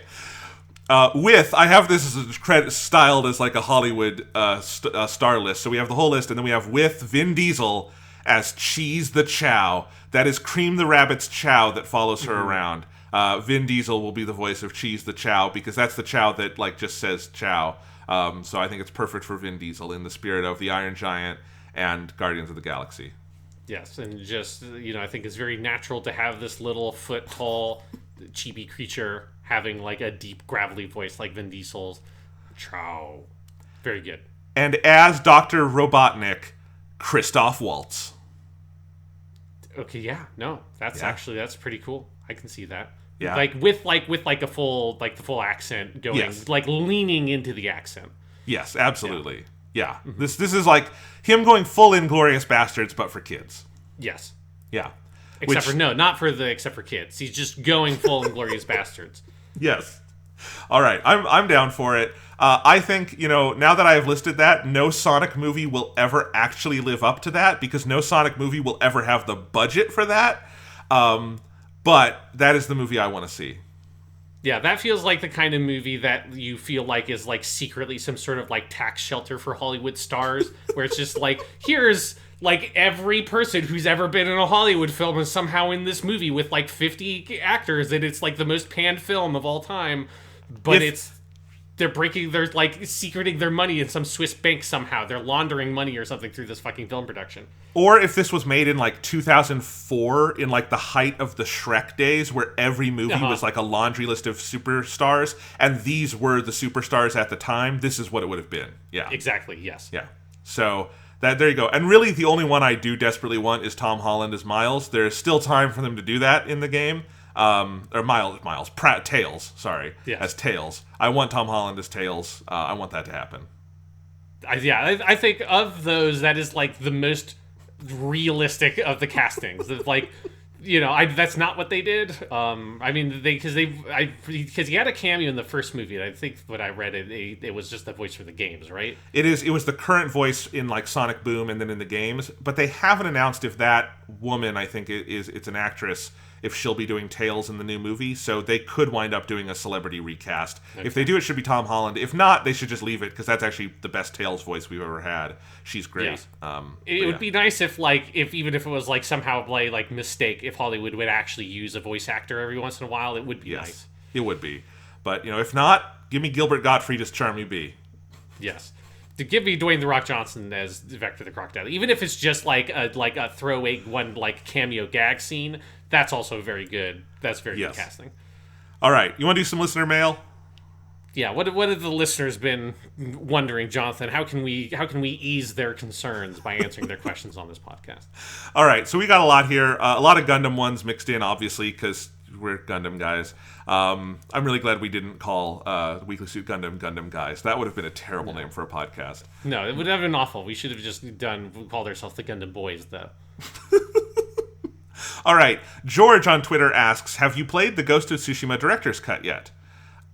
I haven't played it, but I do own it. I bought it because my dad really likes Ghost of Tsushima, and I just have my account on my old PS4 Pro and connected to his TV, so I bought it so he can be playing it. And I'll get to it after I do more Returnal. Yes, I have been. So I have not yet, because I was out of town away from my PS5 until last night, and I have not. I've turned on my PS5 to do the dailies in Genshin today, but I have not gone and gotten my Ghost of Tsushima disc and done whatever inevitably convoluted series of steps it will take to upgrade it. I do plan on getting it, though. What is it, a $30 upgrade if you already had it? I think that's what it is. Yeah, it's 20 or 30, I forget which, but yes. Okay. Yeah, but I absolutely plan on playing it. So we will let you know once we do. Ghost of Tsushima was my number 3 last year. One of the best games of last year. One of the best games PlayStation's ever had. So I will play more. My dad really likes it. He's been playing it. So that's awesome. Update, so yeah, that's really cool to hear. It definitely seems like the kind of game dads would like. Yes, in a good way. Yes, it's very accessible. It's fun to play. It looks gorgeous. Yeah. And it looks like movies he likes and you two have watched together. So yeah. All right. Connor, I think this is a fun question. Out of all the Gundam material you two have watched, which character do you think you'd be the best choice to voice? Not which one you'd want to, but which one you think you'd be best for. So I guess this is asking in a hypothetical Gundam dub. I assume not in native Japanese, because you're better at Japanese than me, Sean, but I don't think you could voice act someone. No, I mean, I could. If it was you have to voice a new Japanese dub of it, I could do Slegger Law or something and just yes. have the Americanness be a part of the character. I could do that. That'd be great. Okay, that might be my answer for you, Sean, is Slegger Law, but in Japanese. But no, let's just assume it's an English dub. I guess we should answer for each other, because I don't know if I have a great sense of myself. I mean, I know what I would do for myself. Okay, what would it be?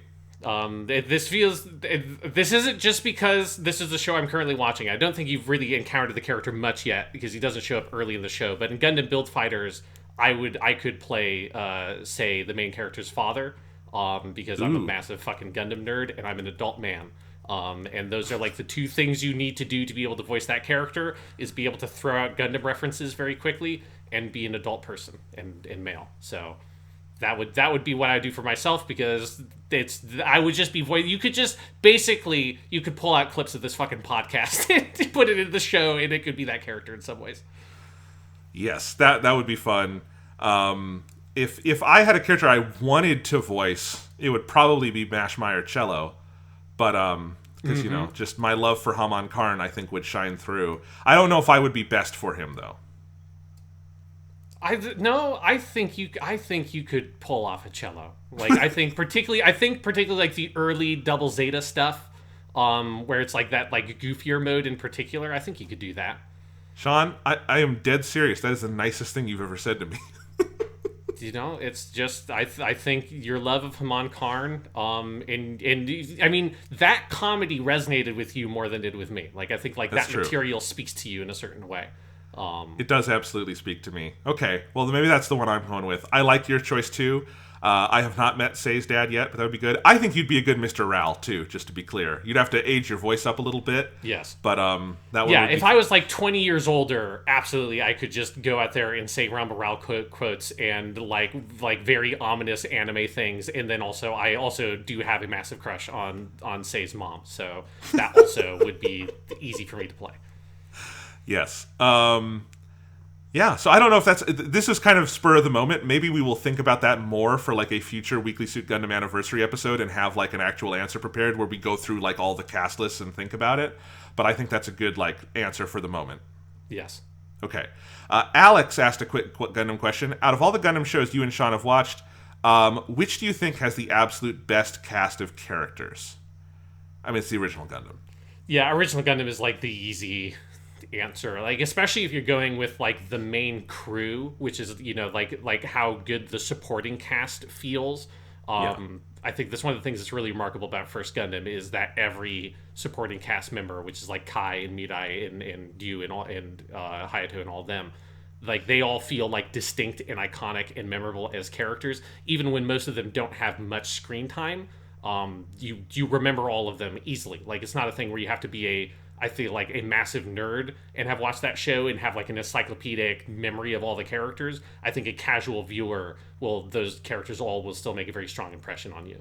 And in subsequent versions of the story, like especially the Origin manga, you are able to expand on those characters while keeping the foundation and make them even sort of richer and better. And it speaks to what great characters they were at first, too, I think. Yeah. So that's what I would say, but I think it's a little easy to just say First Gundam every time. If it's not First Gundam, which one do you think it is? I would say like Turn A Gundam is also really high up there. Like, I think it's got a very big cast and it's very vibrant and very memorable. And this also feels cheaty because it's like we're watching it, but it is true. Like Gundam Build Fighters also, like that is a show that is so about it's like fun, lived in, very happy, fun characters. That especially like watching that show again just like reminded me how much I really, really adore that cast. Because they are so just vibrant, like they just bounce off of each other so well, and it's such a funny show that it's built so much on the characters because it doesn't have the big drama and tragedy and war and all that stuff. It's just about the characters having fun with each other. So it's like in a way Gundam Build Fighters needs to have like one of the best casts because that's what the show is fundamentally about. Yeah, I think those are both good choices. My answer would very much be Gundam 00. I think Gundam 00, you've got the four cast of the four Gundam boys, but then you've got the entire, ship. You've got Captain Sumeragi and all the people there. You've got, what are their names? The boy and girl on Earth. Saji Crossroad yes. And, oh God, I'm blanking on her name, but yes. Yeah, Saji and his girlfriend, like you've got them. You've got Mr. Bushido. You've got the Trinity twins or triplets. You've got so many. Like that show is just like dripping with great characters, and it kind of has to be for the kind of like big tapestry story it's doing. It does it so well, and like.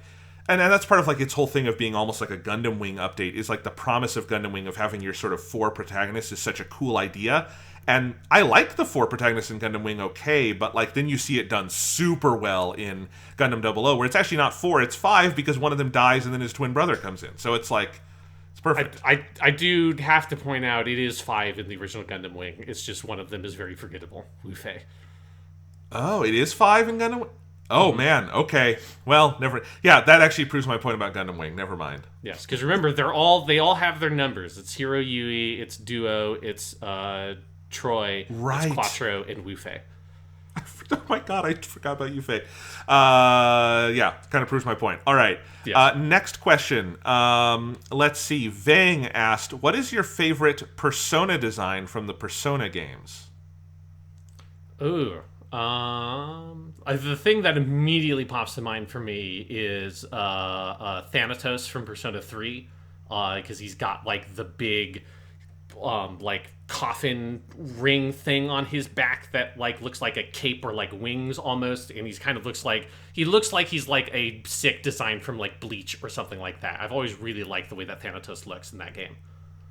Jack Frost is a total cop-out here, but I really like, there's a reason why Jack Frost is the Persona and Shin Megami Tensei mascot, but I guess that's more of a Megami Tensei thing that Persona has, so I don't know if that's fair.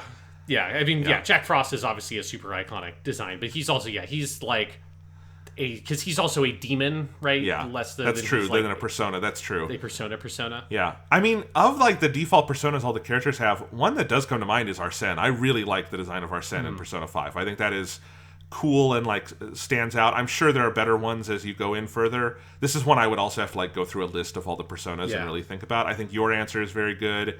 I think, I mean, all of the like persona evolutions you get in like Persona 4, I think are all great.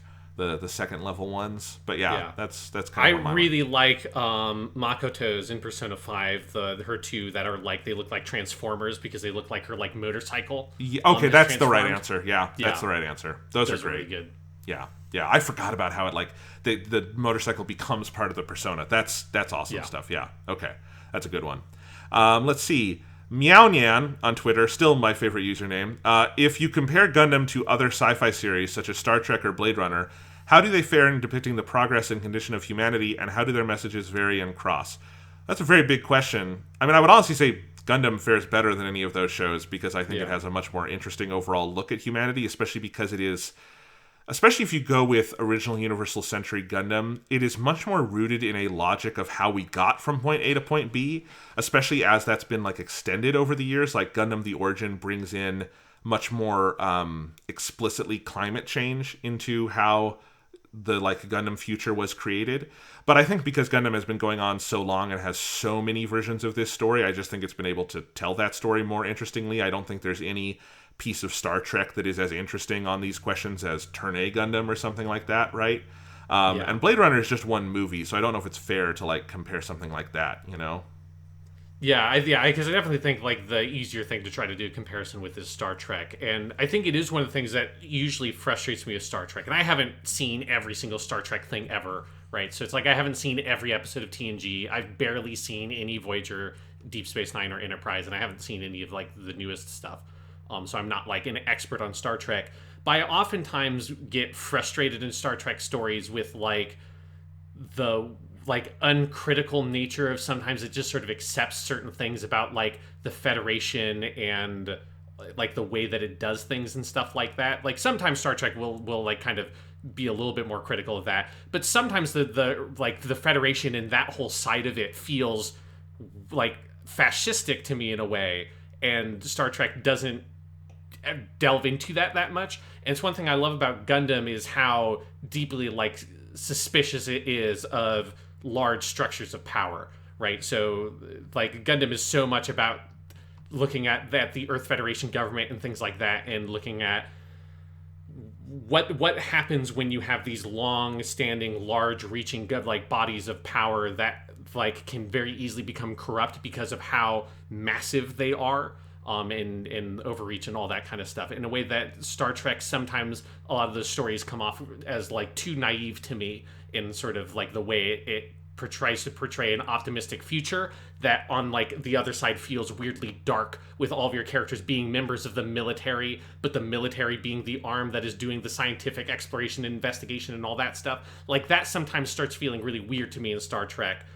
And it's not always, I think, particularly self-critical in that way, in a way that Gundam is super self-critical about the ways it's using structures of power in the military and things like that, and always being mindful about how that manifests in the story. I think that's a good way to put it, and I do think the political edge is the thing that I think puts Gundam over the top of stuff like, of a lot of Western science fiction. I think a lot of Western science fiction, like Star Trek, is very focused on the philosophical and often does beautiful work with that, like City on the Edge of Forever or The Inner Light. A lot of these, and it's often very good on the action and sort of like naval side of stuff, like Star Trek II or The Best of Both Worlds or any of those kinds of things. I do think like the political edge of Gundam is something that makes it, on the question of like the progress and condition of humanity, Gundam goes further on those questions because it dares to be quite a bit more political, and not political in like necessarily a dogmatic sense, but invested in political structures, as you say. Yeah. So that's how I'd say that. This is definitely one you can answer, Sean. Netaton on Twitter asked, are either of you familiar with the Fate franchise? I know you are. Yes, like I've brought it up occasionally on this podcast, but I've never gone super in depth because the Fate is one of those franchises that if you're trying to talk about it with someone that has no experience with it, you just sound like a fucking maniac. Like if you're trying to talk to Persona with someone that doesn't know what Persona is, you just sound like a lunatic talking about children going inside of TVs and shit like that. But yes, no, I'm a big fan of the Fate franchise. So I read an English fan translation of the original Fate Stay Night visual novel, which is where the franchise originally comes from, was a visual novel in 2001, or no, I think later than that, maybe like 2002, 2003. And the original visual novel has never gotten an official English translation, but I read a fan translation back in like 2010. I think I was still in high school. It was either high school or like maybe my first year in college. And then I really loved that. That's still my favorite visual novel I've ever read. And then I've watched, I think, most of the main Fate stuff. I continue to play Fate Grand Order, which is the mobile game in the franchise. I've watched all the TV anime. I've watched the movies. I talked about the movies very briefly at the beginning of our Mugen Train episode because I had watched those because it's Ufotable both does Kimetsu no Yaiba and they do most of the Fate anime stuff. So yeah, it's a franchise I really love a lot. Like one day I would love to do some Fate stuff. I don't think we'd ever watch all of it because not all of it is good. There are lots of weird spin-offs and stuff like that, but some of the mainline stuff I think would be fun to do a podcast on eventually when we're not deep in the Gundam mines. So quick question, if you wanted to start with Fate Stay Night, should you just find a translation of the visual novel, or is there a better way to dip your toes in the water? It depends on what you want. Like, I think the visual novel is the best thing in the franchise. Like, I think Fate Stay Night is, to me, it's basically kind of a masterpiece. And so if you're interested in reading the visual novel, you can find translations online and go that route. But it's also very time consuming because, like with most big visual novels, it's very long. If you don't want to do that, if you want to watch like the anime, what you'd want to do is start with watching the show called Fate Zero, which is technically a prequel of the original story, but its anime adaptation is very accessible. I think, it's hard for me to say because I've never actually watched it in that order, but it seems to me it would be fairly accessible with no prior knowledge of the franchise. You'd watch Fate Zero, then you would watch Fate Stay Night Unlimited Blade Works. If you just found Fate Stay Night, you'd probably be the one you're thinking want, which is the anime adaptation of the second major story route in the original visual novel done by Ufotable. All the story routes in the original visual novel are basically standalone stories. So it doesn't matter that it is the second of the story routes. You can just watch that show and it's fine. And then you'd want to watch the Heaven's Feel movies, which are the adaptation of the third story route from the visual novel.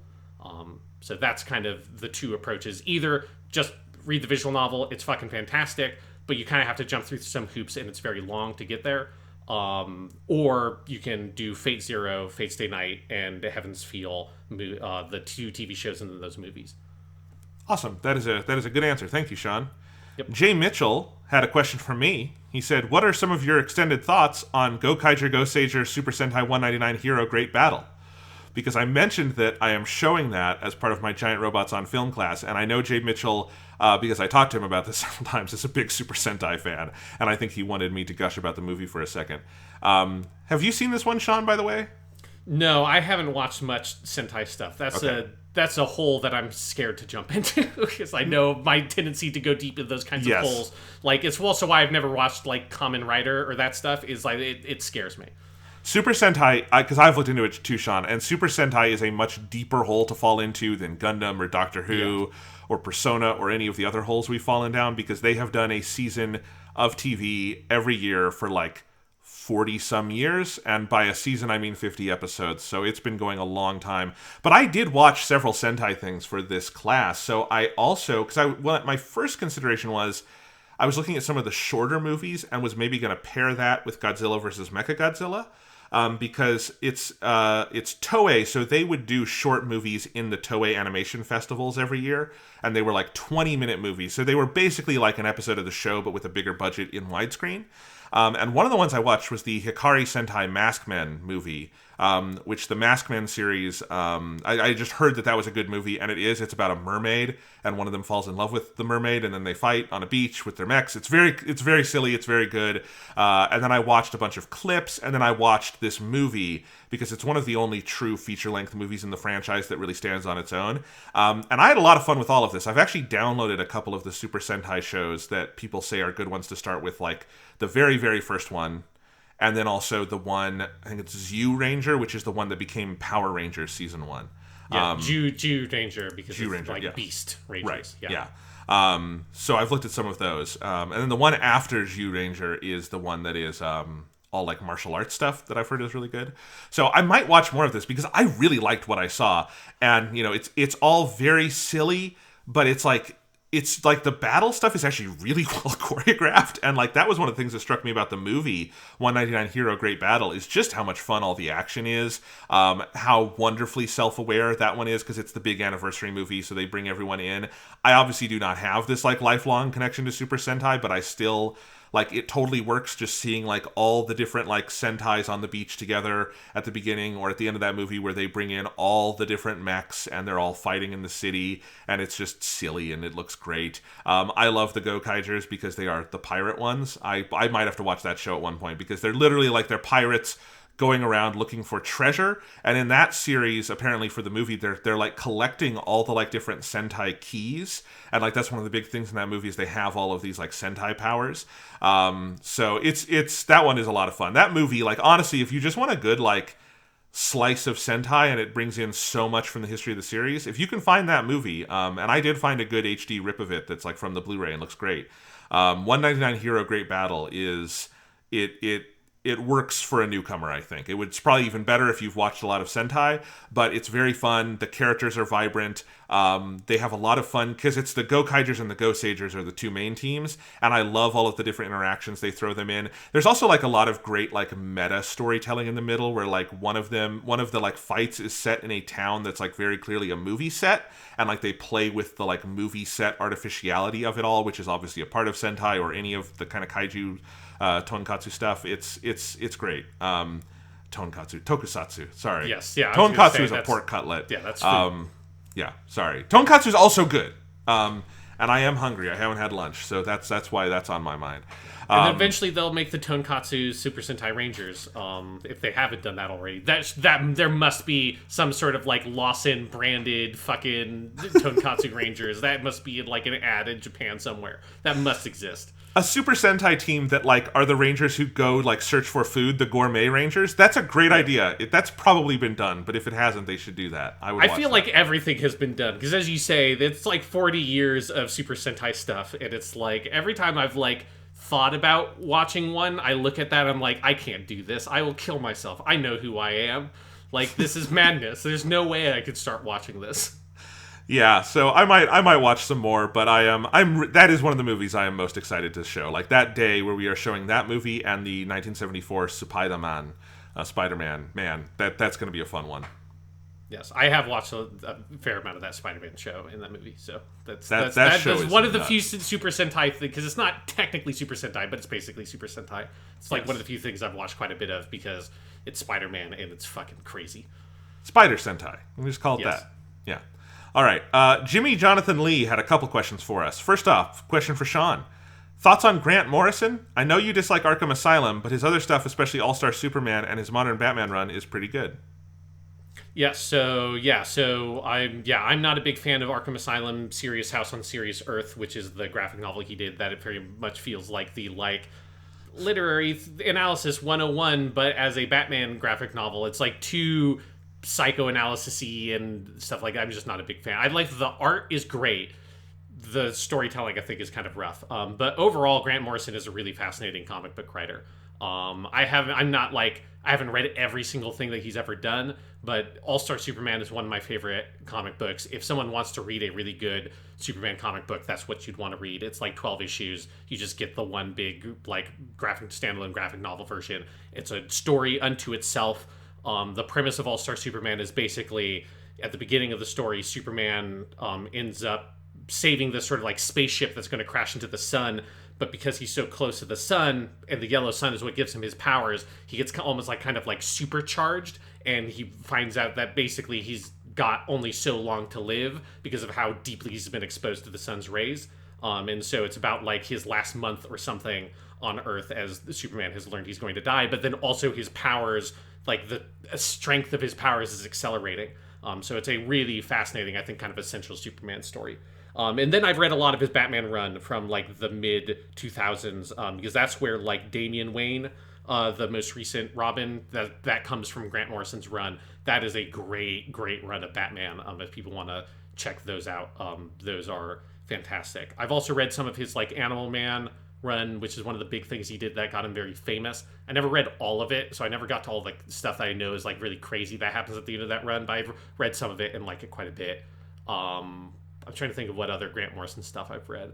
I think that's most of it. I read some of his Action Comics when he did the reboot with New 52, and I think it was an interesting idea where he wanted to kind of take Superman back to his roots as a character, which is Superman in the old Golden Age comics is much more kind of proactive of a character, and he's like going and he's sort of like stopping big business and like industry and stuff like that in the 1930s, and it's a really cool idea for the character that if you actually read those Golden Age comics is like kind of incomprehensible because those comics are fucking insane and impossible to follow. And I thought the idea of trying to recapture some of that energy in a modern Superman comic was cool, but I don't think he did a great job of it. But yeah, like I think he's a little bit hit or miss in that way. I think sometimes he's always going for big ideas, and sometimes he doesn't always nail it. But when he does nail it, like with his Batman and All-Star Superman and Animal Man, like he's one of the best comic book writers you could find today. One more comic question for you, Sean. This is also from Jimmy Jonathan Lee. How do you feel about Marvel never letting Peter grow up? Where he can't be married, he can't be divorced, he'll always be a young 20-something. How do you feel about that? It's annoying. Like it's incredibly frustrating because this all ties into that like the Brand New Day and One More Day stuff of in the post comic book Civil War period. They started resetting and rebooting a lot of character stuff. That's where like Captain America got killed, but he wasn't actually dead because he got shot with a time bullet because it's American comic books is fucking stupid. And one of the things that happened there was Peter's secret identity got revealed during Civil War. Then Aunt May gets killed. This is also while Peter is married to Mary Jane. But in order to save Aunt May's life, he and Mary Jane sell their marriage to Mephisto, who is effectively the devil, who then erases the fact that they had ever been married and like kind of changes the timeline. But then also in the new timeline, Aunt May is still alive and Spider-Man's secret identity is like preserved because the fact that he ever revealed it is now erased from history. And it was an awful choice by Marvel editorial that they just didn't like the fact that Peter was evolving too much and growing too much as a character. And they kind of hit the light reset button and put him back to like post-college Peter. And it's awful because one of the things that's cool about Spider-Man is that Peter Parker grows up slowly, but he does over the course of those comics. You see him graduate from high school, you watch him go into college. You see him graduate from college and see him try to like go out on the job market. Like eventually he gets married to MJ. He ends up as a like chemistry teacher at Midtown High where he went as a high schooler. And all that stuff was so good. And so much of the J. Michael Straczynski run, which is that kind of pre-Civil War period of Peter's life, there's some rough stories in there, but most of it's really good. And then they just hit the reset button. And it feels like they really fucked up because not shortly after they hit that reset button did Brian Michael Bendis in Ultimate Spider-Man kill off that Ultimate Spider-Man version of Peter Parker and create Miles Morales, who then became very popular, who then got transitioned into the mainline Marvel universe, and now there are two Spider-Mans in the mainline Marvel comic books, and it would work a lot better if one of those Spider-Men was more heavily differentiated by having him be married and older and all that kind of stuff, and then you have young buck Miles Morales around. They fucked it all up right before they could have had like a much more interesting status quo for Peter Parker as a character. And Marvel editorials most American comic books are too afraid to let characters evolve too much because it's their cash cow. They can't have actual endings for characters, and it becomes very annoying if you're trying to follow those characters long term. And speaking of superheroes, Jimmy Jonathan also asked, since you are doing Batman on film, will you ever do Superman on film? So I have thought about this. Mm-hmm. And I will say my gut reaction is no, because there's only one good Superman movie. Yes, that's my feeling as well.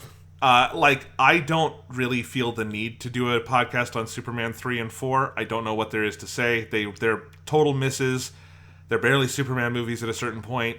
Superman Returns, it would honestly be hard to talk about because of the Bryan Singer and Kevin Spacey of it all. Yeah. And then Man of Steel, I don't know. I think we'll probably wind up talking about Man of Steel a little bit when we get to Batman v Superman and stuff on Batman on Film. But, I don't know. It's complicated. There's not like a big run of Superman animated movies to talk about. I know there's a lot of direct-to-video stuff, but honestly, in the direct-to-video DC animated universe, there's almost no standalone Superman movies. They're almost all Justice League stuff, and they're kind of hard to extricate. And I don't know if any of them really there's some ones I like. I like the recent Death of Superman movie they did, but I don't think there's a big reason to talk about them in the way there is with Under the Red Hood or the Batman Beyond movie. I just don't think Superman's cinematic history is as interesting. Now, do I want to do one nice big episode on Superman the movie one day? 100% yes, and we will at some point. It's one of our favorite movies. I don't know if we'll do a full Superman on Film series, though. I don't know if it's necessary. Yeah, that's basically my feelings on it as well, because, I agree with you that, Superman the movie is great. Superman 2 is, enjoyable but not amazing. Superman 3 and 4, I don't think I've ever watched those movies. I think I've probably seen Superman 3 all the way through as a kid, but I have, very little direct memory of it. Most of my knowledge of those movies comes from watching, YouTube video essays and shit like that, or watching clips of them. And I think the major difference is, with Batman, you have these, multiple long-running, historically important eras of Batman on film, which makes it interesting to do the whole project, right? So you've got the Burton movies, and then those transform into dog shit with I've already Schumacher. When Joel Schumacher comes in, and then you have that little gap, and then Christopher Nolan comes in, and it's a super different take on the character. Obviously very critically and financially successful, even if those movies we look back on now, at least on this podcast, and are a lot more negative on them. It's a much more interesting project overall than they made a really good Superman movie. They never could recapture that magic. It descended into awfulness. And then there's this weird movie, Superman Returns, that is awkward to talk about for the Bryan Singer and Kevin Spaciness of it, but is also just sort of a non-starter.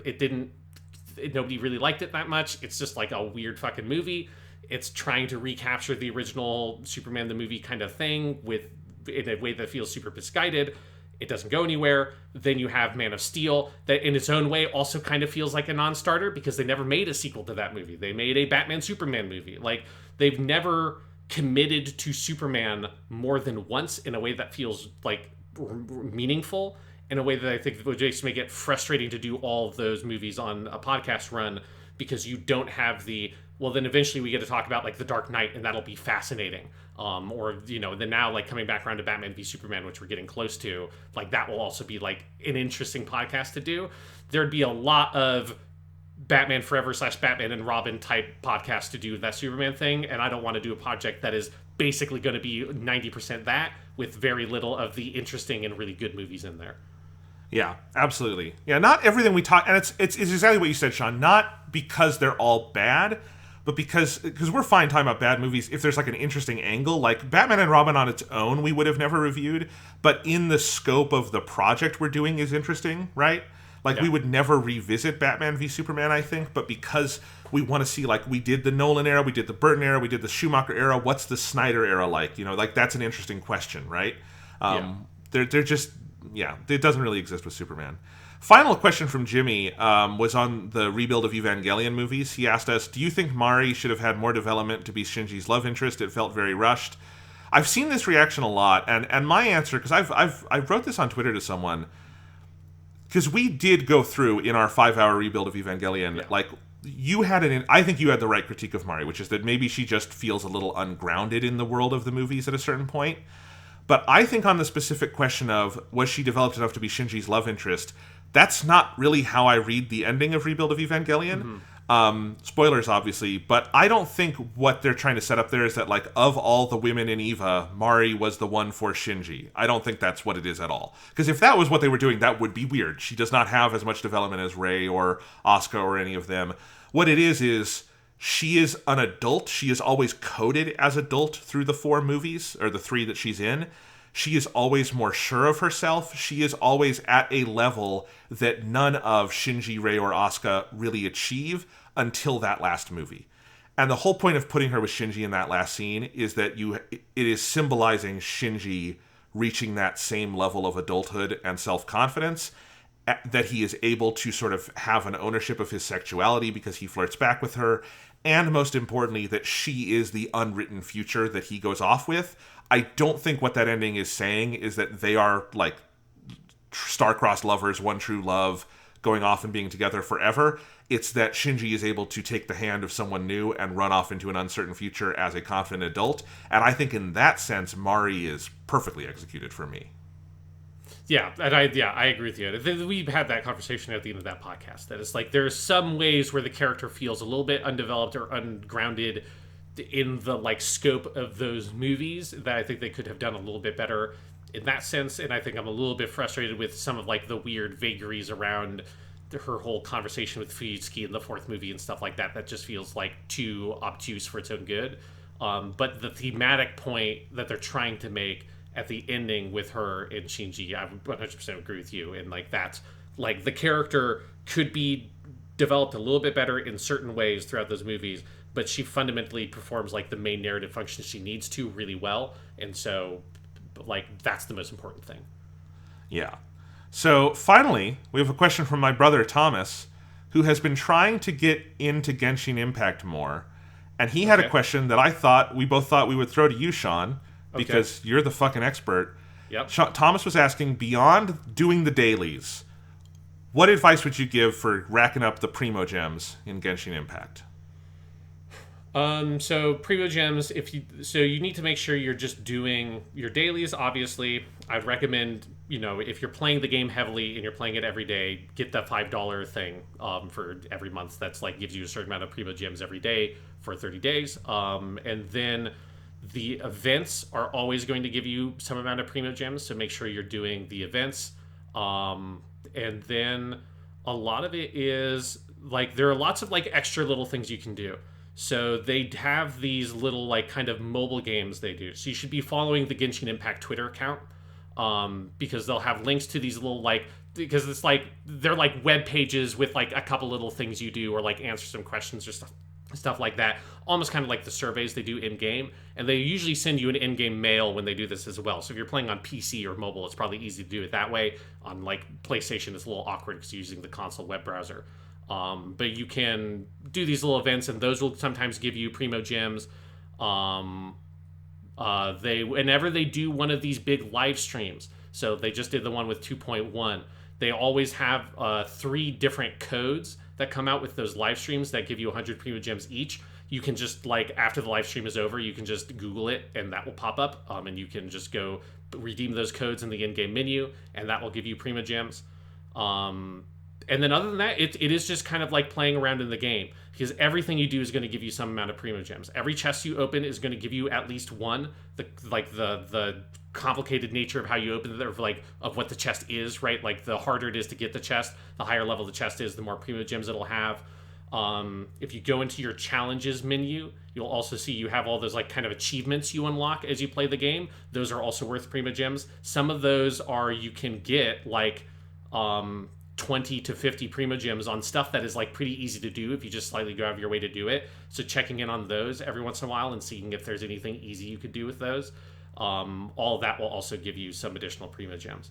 So that is like kind of all the stuff that I do occasionally to try to like make sure I'm kind of maximizing the amount of the currency I get.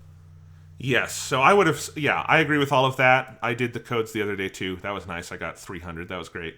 I also recommended to Thomas, he's still, playing through the Liyue stretch of the story, and I said, just also make sure you get up to Inazuma, because Inazuma, once you get there, it's the current area. There's a ton of stuff going on there, and that's where all the events are right now. There's lots of ways to do that. There's also the Spiral Abyss. If you want to play around in that, can give you a good chunk. Although it can be hard and frustrating too if you're not like fully leveled up and whatnot. But I guess my overall it's kind of what you said, Sean, is like don't stress about it too much. It grows over time, Yeah, it accumulates. And yeah, like the main thing you should focus on is getting through all the main story stuff. because there will occasionally be events that are like locked behind story progression or your adventure rank.